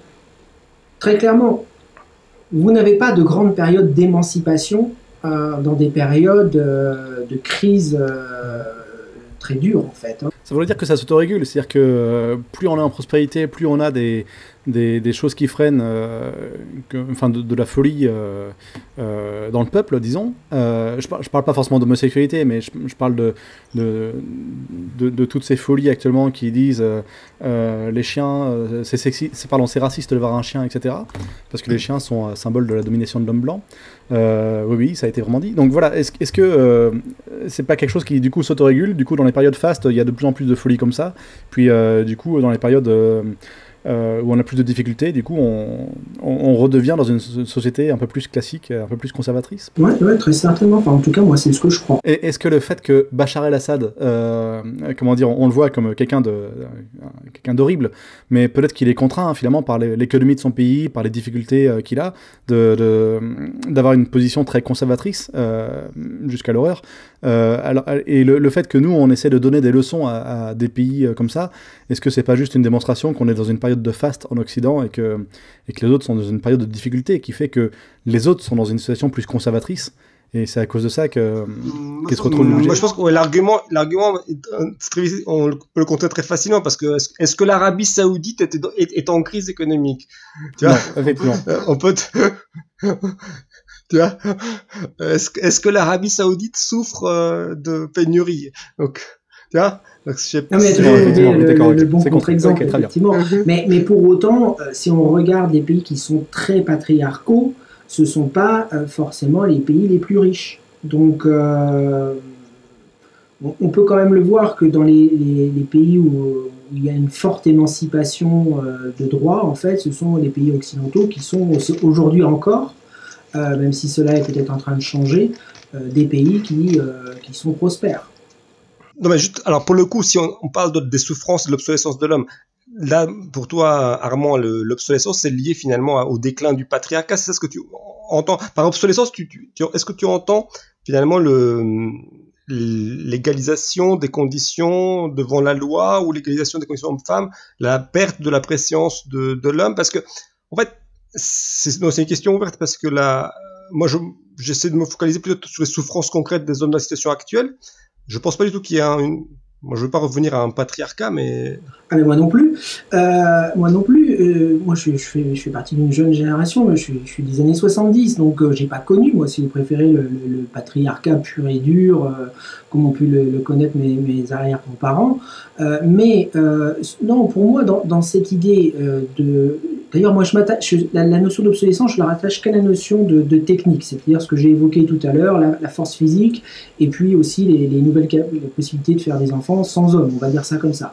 Là, on peut parler véritablement d'une espèce d'obsolescence de l'homme dans sa capacité reproductive et dans sa force physique. Mais pour moi, le critère le plus le plus pertinent, c'est véritablement le concept de l'homme jetable. C'est-à-dire, si dans l'espèce humaine rencontre une difficulté et qu'il faut, face à cette difficulté, sacrifier un groupe, ça sera le groupe des hommes qui sera sacrifié. Pourquoi ?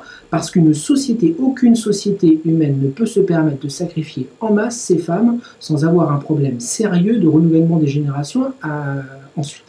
Et c'est ça l'idée fondamentale et qui manque d'ailleurs chez Farrell. C'est-à-dire que Farrell fait très très bien l'analyse de l'homme jetable, où il conceptualise que l'homme a joué un rôle de protecteur et de pourvoyeur, mais il ne développe pas suffisamment en amont pourquoi on en est arrivé à cette situation. Et on ne peut l'expliquer que sur un rôle reproductif.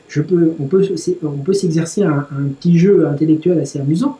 Imaginez que les hommes ne puissent éjaculer qu'une seule fois dans leur vie. Eh bien, je peux vous garantir que ce n'est pas eux qu'on enverrait nécessairement travailler dans les métiers à risque, sur les terrains des opérations de guerre, etc.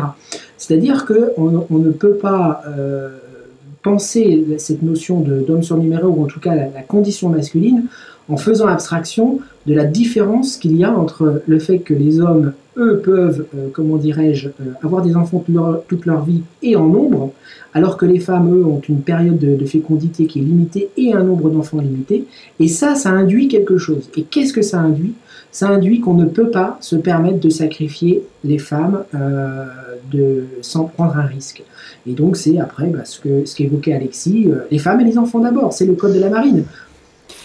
Moi, j'ai quand même une question par rapport à ça. Alors, c'est un petit peu une boutade, hein, mais en même temps, je pense qu'il y a quand même un fond de vérité.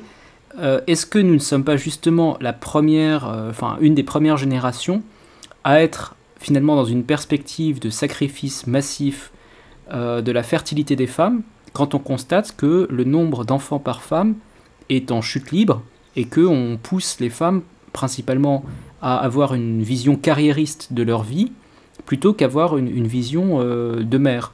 Est-ce que justement on n'est pas en train de changer un petit peu de paradigme là, avec cette idée que les femmes doivent se concentrer sur leur carrière et que les enfants, c'est plus important. Oui, mais ça colle aussi au problème, plus général, c'est-à-dire la surpopulation. C'est-à-dire qu'il faut bien voir je ne sais plus combien d'êtres humains on est, mais on est quelque chose comme 7 milliards, c'est ça? À peu près, ouais.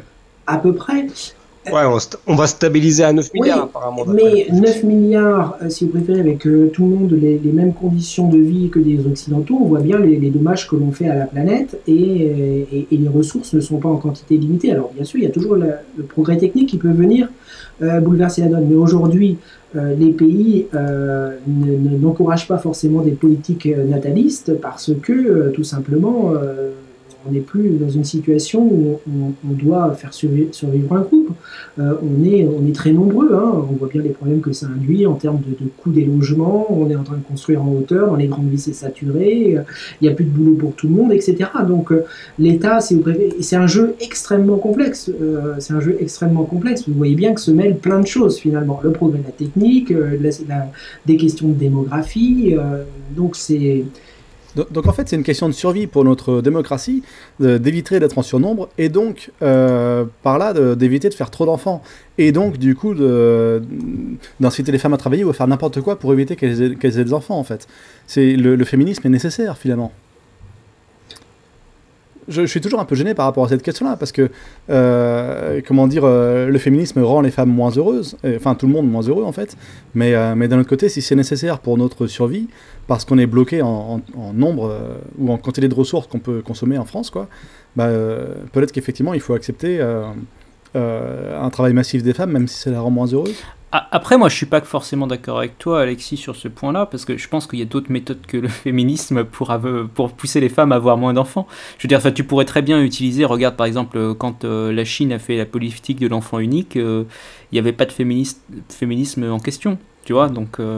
je sais pas si... Oui, clairement. Et puis, en fait, ma position à moi, quelle que soit la politique qu'on choisit de mener, et peut-être que le féminisme est nécessaire, mais c'est de le faire dans le respect des hommes. C'est-à-dire pas de dire que les hommes sont des gros connards, mais de les traiter avec respect en disant, voilà, il faut qu'on réduise le nombre d'enfants, donc désolé les gars, on va avoir certaines restrictions, mais on n'est pas obligé de le faire de manière inhumaine comme c'est fait actuellement, quoi. Et alors, quelles sont les solutions auxquelles vous pouvez penser pour les souffrances donc, des hommes obsolètes? Alors, Armand, à quoi tu penses quelles pourraient être les choses à faire ou à ne pas faire? Pour moi, il y a deux choses. Il y a deux gros problèmes, me semble-t-il, pour les hommes. Il y a la question de la place du père. Ça, pour moi, elle est fondamentale. C'est-à-dire qu'aujourd'hui, il y a énormément d'enfants qui ne voient pas leur père. Ça se chiffre en millions, en tout cas pour la France. C'est-à-dire, il y a d'énormes efforts à faire sur les gardes alternés, etc., etc. Ça, il y a ici un vrai travail à faire. Il y a une deuxième chose sur laquelle il faut faire très attention, c'est l'éducation scolaire des garçons, puisqu'on s'aperçoit qu'ils sont de moins en moins diplômés par rapport aux femmes. Alors, c'est pas un problème que les femmes soient diplômées, moi ça ne me pose absolument aucun problème. Ce qui me pose un problème, c'est qu'il y a de plus en plus de garçons qui décrochent scolairement. Parce que on sait ce que deviennent des garçons qui ne sont pas scolarisés correctement. C'est des garçons qui vont avoir du mal ensuite à s'insérer dans la société. Et c'est pas bon pour la société. Quand vous avez trop d'hommes qui sont... oui, ça fait des délinquants et des gens qui s'engagent potentiellement dans Daesh. Hein. Comment? Oui, il y a de toute façon des hommes en souffrance peuvent être des hommes qui se radicalisent pour n'importe quelle cause, que ce soit Daesh ou une autre. Donc, il faut faire très attention à ça. Et pour moi, c'est les deux efforts principaux, éducation et place du père. Après, il y a d'autres problématiques, le suicide masculin, où ça ferait pas de mal aussi de faire des campagnes un peu sur ces questions-là, parce que c'est un vrai coup social, hein, le suicide masculin. Mais ce sont pour moi les trois points essentiels. Mais à titre personnel, que pourrait faire un de nos auditeurs, un jeune qui nous écouterait là et qu'est-ce que tu penses qu'il devrait faire ou ne pas faire en fait pour mieux s'en tirer dans la situation actuelle? Après après on sort un peu des questions, strictement masculinistes ou féministes, mais Après, moi, je veux pas trop répondre parce que je vais répondre sinon après avec l'éducation que m'ont dit mes parents. C'est-à-dire que il faut accéder à faut avoir un minimum d'éducation pour pouvoir ensuite choisir de s'en servir ou pas. Hein. On peut avoir des diplômes et après choisir un métier qui n'a rien à voir avec ses diplômes, mais être éduqué, etc. Donc, je ne veux pas répondre à cette question parce que c'est chacun en fait et chacun. Par contre, ce dont je suis intimement convaincu, c'est qu'un enfant aujourd'hui doit se construire avec son père aussi. C'est-à-dire qu'il ne doit pas avoir uniquement une transmission de valeurs féminines ou de celle de sa mère, parce que ce n'est pas suffisant. Quel que soit son père, que son père soit un sombre connard ou qu'il soit quelqu'un de formidable, le gamin apprendra aussi à devenir un homme par rapport à son père. Donc voilà, après les conseils que je peux donner aux jeunes, c'est très délicat et ça serait très... même si j'aimerais bien sur mon site développer un petit peu ces questions-là, mais si je peux donner quand même quelque chose, je pense qu'il peut s'intéresser à toutes les questions de virilité, à tout ce qui est écrit sur la virilité, parce que c'est ce qui manque aujourd'hui aux jeunes hommes, c'est-à-dire de se renseigner sur les valeurs viriles. Je suis en train de lire un livre qui s'appelle, attendez, je me lève parce que je veux pas mal citer l'auteur. C'est un excellent bouquin qui s'appelle Virilité de Harvey Mansfield. Ah oui, je l'ai très bien, ouais. Qui vient de sortir, qui a été traduit. Alors c'est un bouquin qui a 5-6 ans, mais qui vient d'être traduit en français. C'est un excellent bouquin où on explique ce que c'est la virilité. Et je crois que ça c'est bien. C'est bien que les jeunes hommes qui ont été élevés peut-être dans quelque chose où on leur a enseigné essentiellement des principes féministes et à réprimer éventuellement leur virilité parce qu'on leur explique que c'est toxique, que c'est mal, etc. De se renseigner, de lire un peu sur des choses comme ça. De se renseigner ce qu'était l'honneur pour les hommes dans qu'est-ce que c'est l'honneur. Quelle est l'importance, pourquoi il y avait beaucoup d'importance à la force, au corps, à s'entretenir, à entretenir son corps. Quelle était l'importance de ce qu'on appelle la maîtrise, c'est-à-dire d'acquérir des savoirs, des compétences. Voilà, ça, je pense que c'est bien et c'est même nécessaire pour les hommes. Pour moi, la notion de virilité, elle est fondamentale pour éduquer un gamin. Et je ne suis pas en train de vous parler d'en faire un combattant. Ça n'a aucun sens aujourd'hui de dire oh, je vais faire mon gamin un combattant. Mais de lui apprendre un rapport à être un mec bien, quoi. Un mec bien, mais un mec bien, c'est aussi un mec viril. Et la virilité, pour moi, ce n'est absolument pas quelque chose de, comment dirais-je, de toxique ou quoi que ce soit. Certes, et d'ailleurs, vous le verrez si vous lisez ce bouquin de Harvey Mansfield sur la virilité, elle a un côté vertueux, et elle a un côté aussi, ne le cachons pas, qui peut amener à la violence, mais la virilité bien maîtrisée, justement, canalise les défauts de la virilité, c'est-à-dire le type qui monte ses muscles et qui veut casser la gueule à tout le monde. Mais voilà, donc oui, le conseil que je donne aux jeunes, c'est de lire des bons bouquins sur la virilité, parce que ça leur donnera de la confiance, ça leur donnera des principes, voilà. Une question un petit peu annexe peut-être, pour tous les enfants, parce qu'il y en a quand même beaucoup qui sont sortis d'une famille monoparentale, sans père, etc. Et c'est un problème qui se répand de plus en plus. Est-ce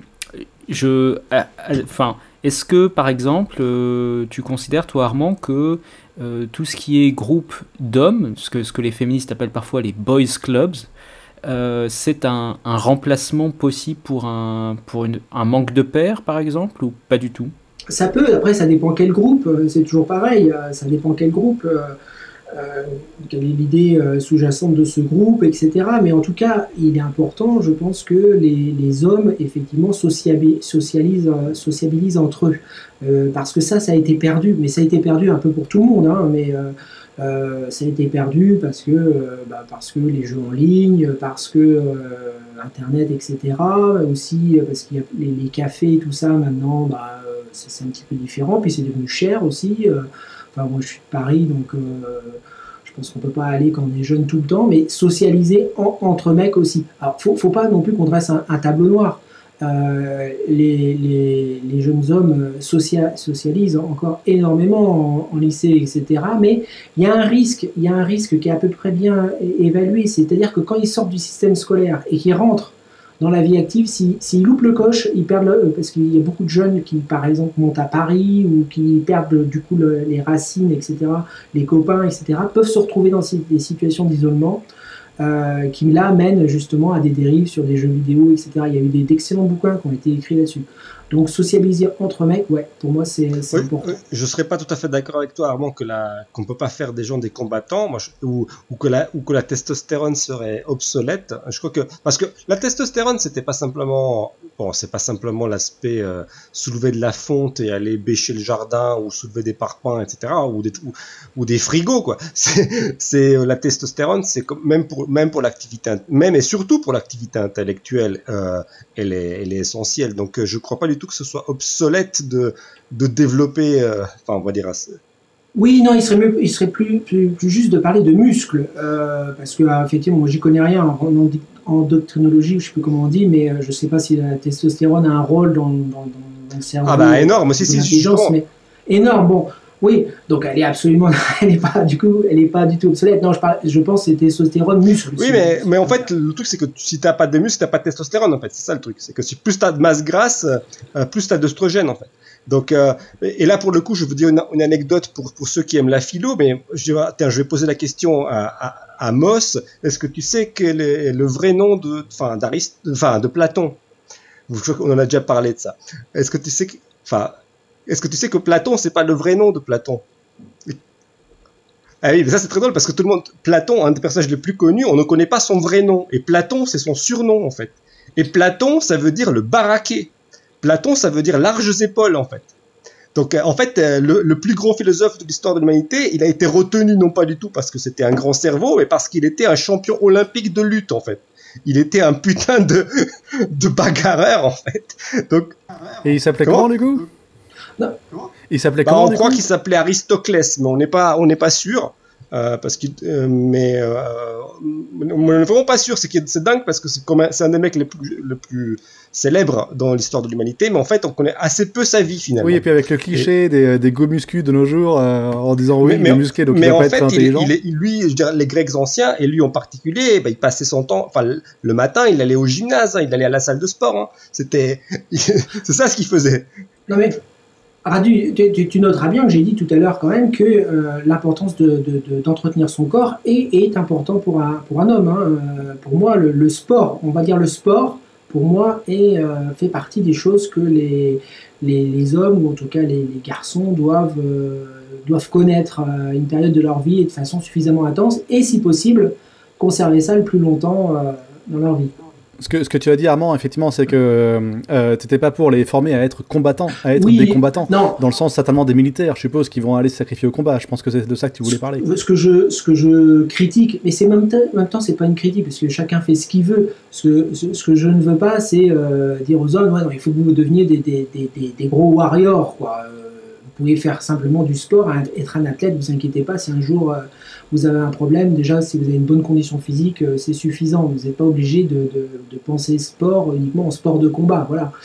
Maintenant moi j'en ai fait des sports de combat, donc je vais pas critiquer ça du tout, mais voilà, en fait ce que je voulais surtout insister, c'est de dire que dans la virilité, il y a quand même un rapport à la force et à l'entretien du corps. C'est ça que nous ont enseigné nos anciens. C'est ça qui s'est transmis depuis la fin début des âges, on va dire, à maintenant. La première des vertus cardinales, c'est la force. Donc, tout commence par la force. Et sans force, il n'y a rien. Sans force, il n'y a pas d'univers. L'univers est constitué de force. Ah bon. Donc, mais oui. Non, moi j'irais quand même plus loin, Armand. Je dirais que quand même ici, moi je vois rien de péjoratif à dire qu'il faut être un combattant. Après, ça veut pas dire, j'aime bien la métaphore du guerrier. Le guerrier, on peut être guerrier de différentes façons. Ça veut pas dire que l'on est guerrier sacrifiable. On peut se battre parfaitement pour soi-même. On peut se battre. On peut choisir sa cause. Non mais Tout à l'heure, on parlait de montrer notre visage en public, parce que voilà, certains choisissent ou pas de montrer leur visage en public. Pour certains, c'est une question de temps simplement. Mais voilà, pour moi, c'est un peu ça aussi que j'ai pris comme décision. Je me suis dit, allez, mes parents se sont battus, ils ont fait le service militaire, etc. À mon tour d'y aller avec d'avoir un peu de courage en fait, et d'assumer mes opinions en public, quoi. Et puis voilà. Donc voilà. Non mais t'es incontestablement plus viril que moi, qui là, on coupera peut-être à la vidéo, pour l'instant, mais qui montre pas son visage ou qui sort pas de l'anonymat. Sortir de l'anonymat, mener un combat visage découvert, c'est du courage, c'est une vertu cardinale de la virilité. Voilà, parce que et de toute façon, aucun homme n'aura toutes les vertus viriles, courage, honneur, force, en quantité suffisante pour voilà. Par contre, pour rejoindre ce que disait Radu, l'idée de warrior, tu as peut-être raison, hein, je ne suis pas forcément loin de toi sur la nécessité pour les hommes comment dirais-je, d'avoir ce côté combattant. Ce que je veux simplement éviter, c'est de dire que ça ne passe pas nécessairement par ça, la force, par le combat. Là, on peut avoir simplement un corps bien entretenu. Par contre, ce que je voudrais dire, c'est que il ne faut pas non plus emmener les jeunes forcément dans une mauvaise voie. C'est-à-dire qu'il faut apprécier l'époque dans laquelle on vit. Comment te dire, si tu es dans un pays en crise, oui, où l'ordre public n'est pas maintenu, oui, tu dois former ton gamin à savoir se battre dans la rue, à savoir se défendre, etc., etc. Aujourd'hui, dans une situation telle qu'elle est aujourd'hui, qui évolue, hein, on pourrait avoir des débats là-dessus. Est-ce que demain, ça va pas être le gros bordel et avec un ordre public plus difficile, une délinquance qui augmente, etc. On peut se poser la question. Mais aujourd'hui, on n'a pas. Ce que je veux simplement dire, c'est qu'il n'y a pas une nécessité absolue de se préparer à être un warrior. Alors, par contre, si tu as une vision pessimiste de l'évolution du monde dans les 30 prochaines années, ouais, forme ton gamin à être un combattant, parce que ça lui sera très utile, tu as raison, la force, elle est importante en situation de crise. Hein. De toute façon, c'est ce que je ne cesse de défendre.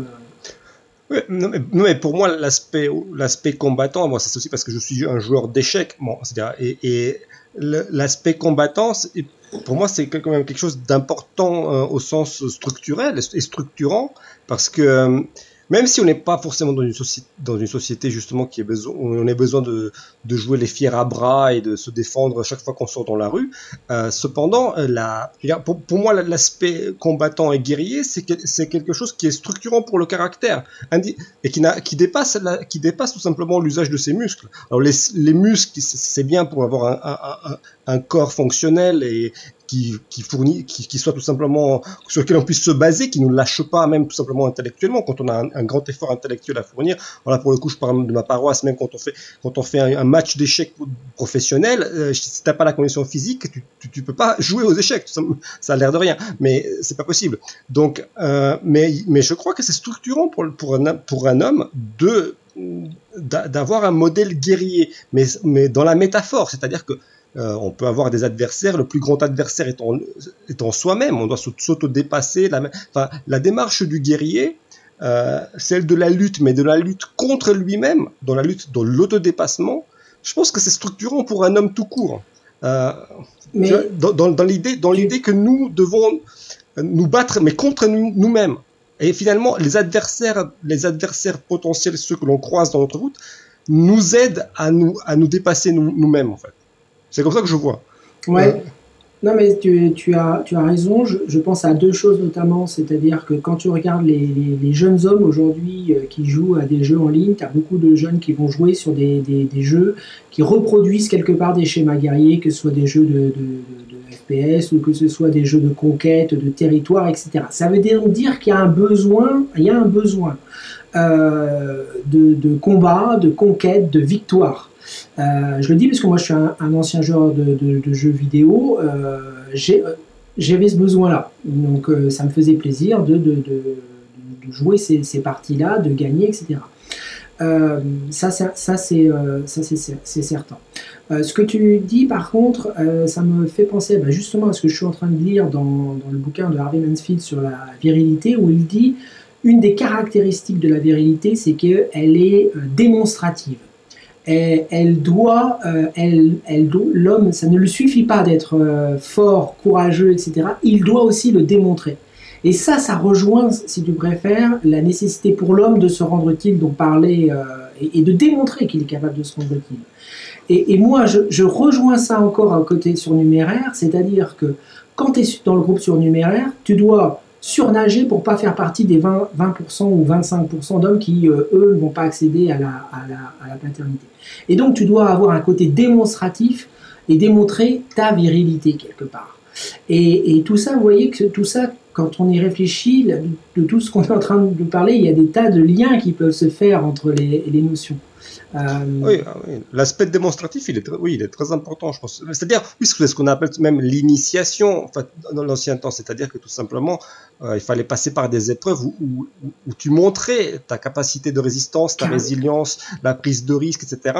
Effectivement, tu peux pas être juste fort. C'est comme, pour prendre la métaphore, oui, tu peux pas juste t'entraîner, soulever de la fonte et jamais, et si jamais il y a une bagarre et tu peux pas montrer ta force ou autrement, tu as des gens qui s'entraînent à jouer aux échecs et qui font jamais un tournoi. Bon, ça sert à rien. Tu peux pas, si tu démontres pas ta capacité, ben effectivement, c'est un petit peu inutile et oui, et l'homme a besoin de champs de bataille quelque part, des mises à l'épreuve, c'est sûr, des mises à l'épreuve où il puisse, mais surtout se montrer à lui-même qu'il a réellement dépassé un cap.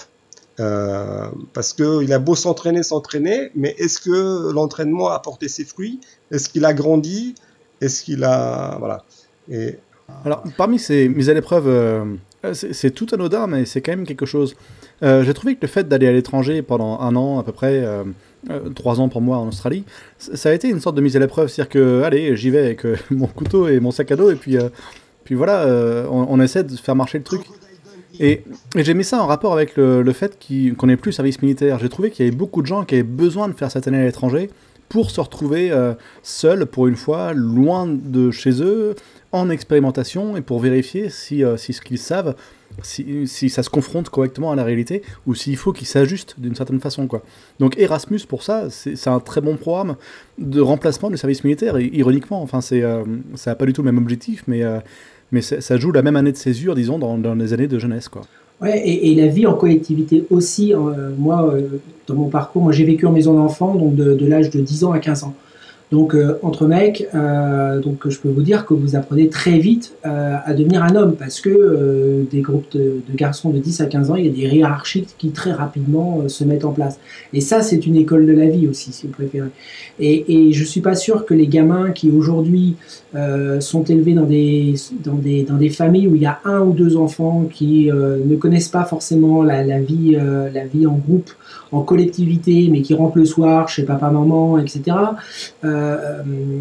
Ils connaissent la même vie, enfin en tout cas ils ont le même apprentissage que moi j'ai eu en passant par une maison d'enfants où j'ai appris ce que c'est que de vivre dans un groupe de mecs H24 et avec tout ce que ça implique dans les rapports entre mecs. Voilà. C'est marrant parce que j'ai eu peur d'aller en prépa, en prépa habituelle, si vous voulez, parce qu'il y avait les bizutages, parce qu'il y avait énormément de compétition, etc. J'ai eu peur, et je pense que c'est ma famille notamment qui m'a donné peur avec tous les articles. C'était l'époque 90-2000, là où il y avait l'interdiction du bizutage, et depuis on a interdit les bizutages. C'est marrant parce que le bizutage, Warren Farrell en parle dans son livre comme un moyen d'intégration. Et alors, il y a des dérapages, c'est extrêmement compliqué. Est-ce qu'il faut être pour ou contre? Et donc, quand il en parle, un autre truc par rapport au bizutage, c'est j'ai été au scout, j'ai été vu comme l'intello du lycée. Je suis arrivé au scout et ils m'ont bizuté et je l'ai bien pris parce que j'ai trouvé ça cool. Leur bizutage, c'était marrant. Enfin, ils m'ont attaché à un arbre, c'était rigolo, quoi. Et à partir de ce jour-là, j'ai été intégré. Il y a une personne du groupe qui a dit mais en fait, là où on a été surpris, c'est que tu l'as bien pris. Tu t'es pas pris comme quelqu'un de supérieur, tu t'es pris comme quelqu'un qui était membre du groupe, quoi. C'est une marque d'appartenance au groupe. Alors, est-ce que le bizutage, est-ce que vous êtes tous contre? On est tous contre, évidemment, les dérapages, mais est-ce qu'il faut pas un petit peu un mode d'intégration comme ça? Est-ce que c'est quelque chose de bien ou pas? Moi, je vais compléter parce que moi, je suis passé par le système prépa, donc à titre perso, en système prépa, je vais être honnête, moi je me suis pas vraiment fait bisuter par les autres élèves. Par contre, les profs te bisute en tant que préparationnaire, ça c'est évident. Parce qu'en gros, il faut montrer que tu es digne de faire partie de la classe préparatoire dans laquelle tu es, et que tu vas être digne à plus long terme de pouvoir passer des concours. Moi, dans mon cas, c'était ingénieur, mais je sais qu'il y en a qui sont dans d'autres filières, quoi. Enfin, je veux dire, ça peut être des concours de l'école normale supérieure en lettres, enfin, ça peut être plein de choses, quoi. Et donc, moi, je dirais que justement, c'est une partie aussi qui te pousse à être un peu meilleur, parce que quand on te dit, c'est un peu toute l'ambiguïté du système à la française, où on cravache les gens pour leur dire vous êtes nuls, et puis au bout d'un moment il y a quand même cette espèce de sursaut d'honneur et de dignité qui dit non mais attends, je suis quand même pas si nul que ça, quoi. Il faut que je montre que je suis meilleur que ça, et ça te pousse à te dépasser et à aller vers quelque chose de mieux, quoi. Moi je vois le bizutage, excuse-moi, oui, je vois le bizutage comme un succédané des anciens rites de passage, des anciens rites initiatiques qui ont existé dans plein de sociétés, en fait. C'est spontanément, ce sont des rites de passage, des rites d'initiation improvisés dans des circonstances particulières, la prépa ou des facs ou dans d'autres, des scouts, etc. Mais en tout cas, l'ethnologie, l'anthropologie est très claire là-dessus. Et il y a beaucoup de il y a des psychologues qui considèrent que justement on manque de rites de passage et de rites initiatiques dans notre société, ce qui ne structure pas justement la psyché des jeunes hommes en particulier. Parce que alors pour les jeunes qui sont faibles, du coup, est-ce que ça risque pas de les enfoncer plus que ça, ou est-ce que même ceux qui sont faibles, ils vont s'en sortir un peu plus enrichis du bizutage? Non mais tout peut pas être un enrichissement. Armand, excuse-moi. Il y a bizutage et bizutage, parce que c'est pas une question d'être fort ou faible dans le bizutage. C'est est-ce que tu joues le jeu du bizutage ou tu le joues pas. Et ça c'est clair. Alors, je suis pas en train de parler qu'il n'y ait pas de méprise sur les gens qui vont nous écouter. Je parle d'un bizutage intelligent. Je ne dis pas des bizutages qui sont, qui dépassent les bornes, qui sont purement méchants et voilà. Mais avant tout, le bizutage, c'est de savoir qui va jouer le jeu du groupe et qui va s'en exclure en refusant, par exemple, de jouer le jeu du bizutage. Et ça revient à une notion que j'ai développée dans l'article « La matrice de la virilité, c'est le périmètre », à partir du bouquin de Jack Donovan sur la voix virile, où Jack Donovan explique bien quelque chose sur la notion de virilité, où en fait la virilité, toutes ces notions de courage, de force, de compétence, etc., ça permet avant tout aux hommes de savoir à qui ils peuvent faire confiance. C'est des vertus tactiques. Si un jeu, c'est des vertus tactiques, mais qui ont un rôle bien particulier, c'est de savoir si les temps sont durs, est-ce que le mec qui est à côté de moi, il va faire le job, parce que ma vie en dépend ou celle de mon groupe en dépend. Et donc ces notions de virilité, ça rejoint le côté démonstratif. Ça vise à donner, à savoir, enfin à informer les autres hommes du groupe auquel on appartient, qui peuvent compter sur nous. On a de l'honneur, on a de la force, on a du courage. Donc si les temps sont durs, on va pas se barrer en courant et on va pas vous trahir. C'est ça.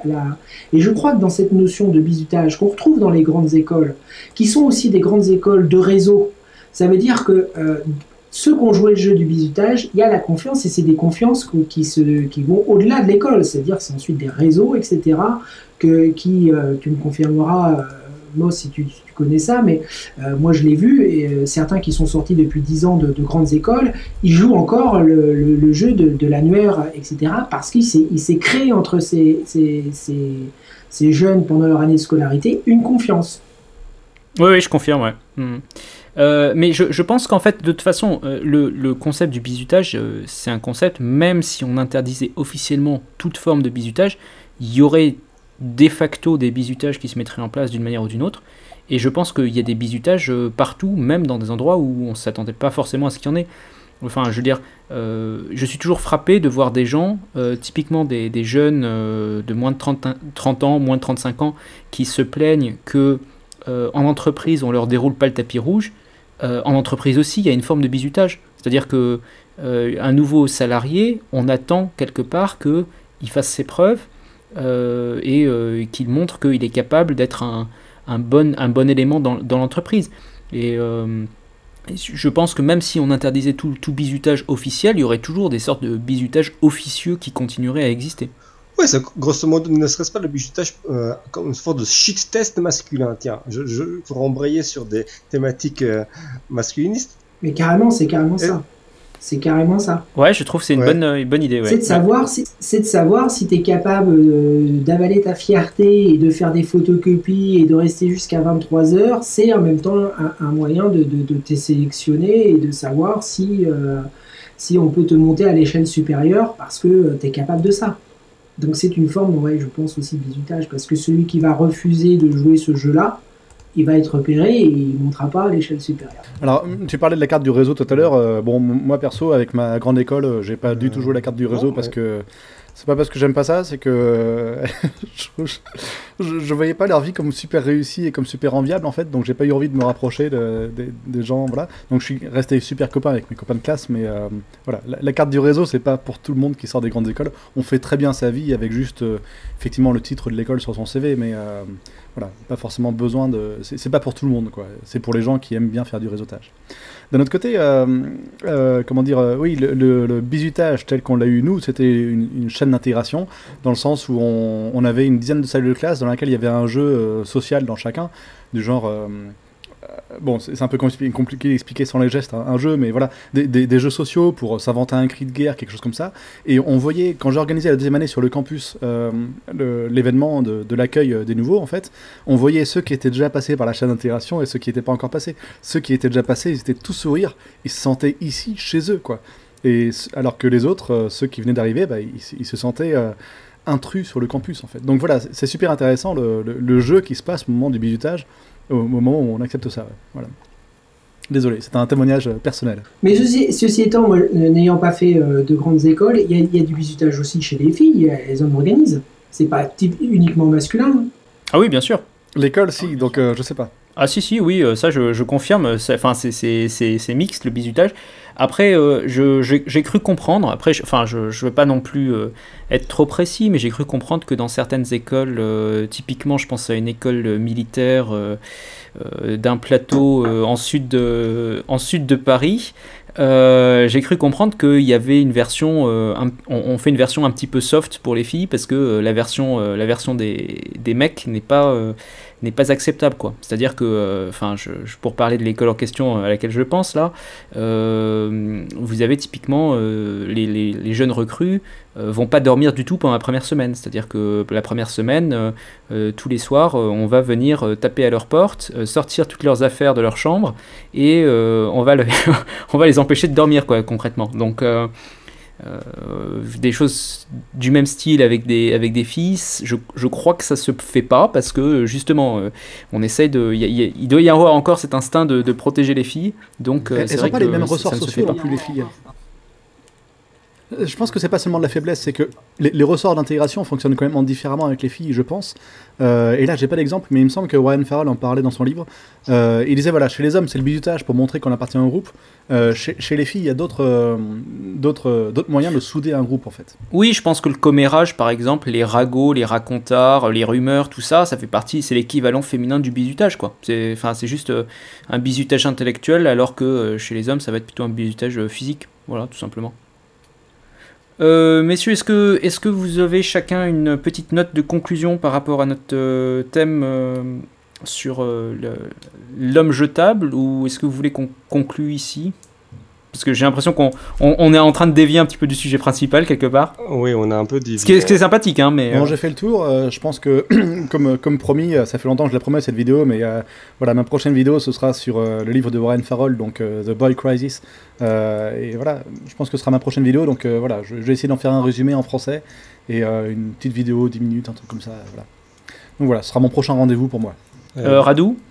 Écoutez, moi je vous donne rendez-vous donc vendredi à l'heure habituelle, c'est-à-dire à 21h sur ma chaîne Radu Stoenescu. Donc on va essayer de donner un thème pour ce live qui sera donc qu'est-ce qu'il peut y avoir une red pill un petit peu de gauche, on va dire, ou MGTOW de gauche, on va dire, avec peut-être à la clé ce terme de minimalisme qui pourrait jouer comme une passerelle pour penser ces problèmes-là d'une perspective peut-être dite de gauche. Et voilà, donc sinon, oui, je pense que je recommande à tout le monde effectivement les livres de Farrell. Alors Boy's Craze, c'est le dernier qu'il a coécrit avec l'auteur donc de Les hommes viennent de Mars, les femmes viennent de Vénus, mais ceux d'avant, notamment le mythe du pouvoir masculin, c'est-à-dire The Myth of Male Power, c'est avec le sous-titre justement, est-ce que les hommes sont le sexe jetable, a fait date et il vaut le détour. Et voilà, me concernant, ma prochaine vidéo sera une réaction à un article du blog féministe Le M'Expliqueur qui parle de l'immaturité des hommes. Donc voilà, ça risque d'être un peu long, mais peut-être amusant. Armand, est-ce que tu as un article prévu ou quelque chose de prévu ? Le prochain article, ça sera qu'est-ce que la virilité, sujet extrêmement compliqué que je croyais pouvoir écrire en quelques semaines, mais qui maintenant s'éternise un peu sur quelques mois. Voilà, donc ça sera ça ma prochaine actu. Et puis je voulais aussi vous remercier de produire du contenu de qualité comme ça sur YouTube. Et c'est bien aussi de faire appel à des webeurs comme moi qui n'ont pas de présence sur YouTube, pour que les liens se fassent. Moi, j'essaye, quand je repère des chaînes de qualité, je crois d'ailleurs vous étiez tous cités dans mes... Sauf Radu, que je vais sans doute rajouter dès que... Non, je t'avais pas... parce que tu es trop récent, Radu. Je t'avais pas repéré. Ouais, ben, tu sais... Après, parce que le problème aussi, c'est que on repère pas forcément toutes les chaînes, parce que au bout d'un temps, on cesse de chercher, on a déjà ses favoris. Donc là, il faut que je refasse une petite recherche sur les mots-clés et que je vois les chaînes qui émergent, etc. pour pas en louper. Donc je vous remercie de ça. De rien, merci à tous. Et donc, à dans 2 semaines pour le prochain Café des Hommes. Au revoir tout le monde.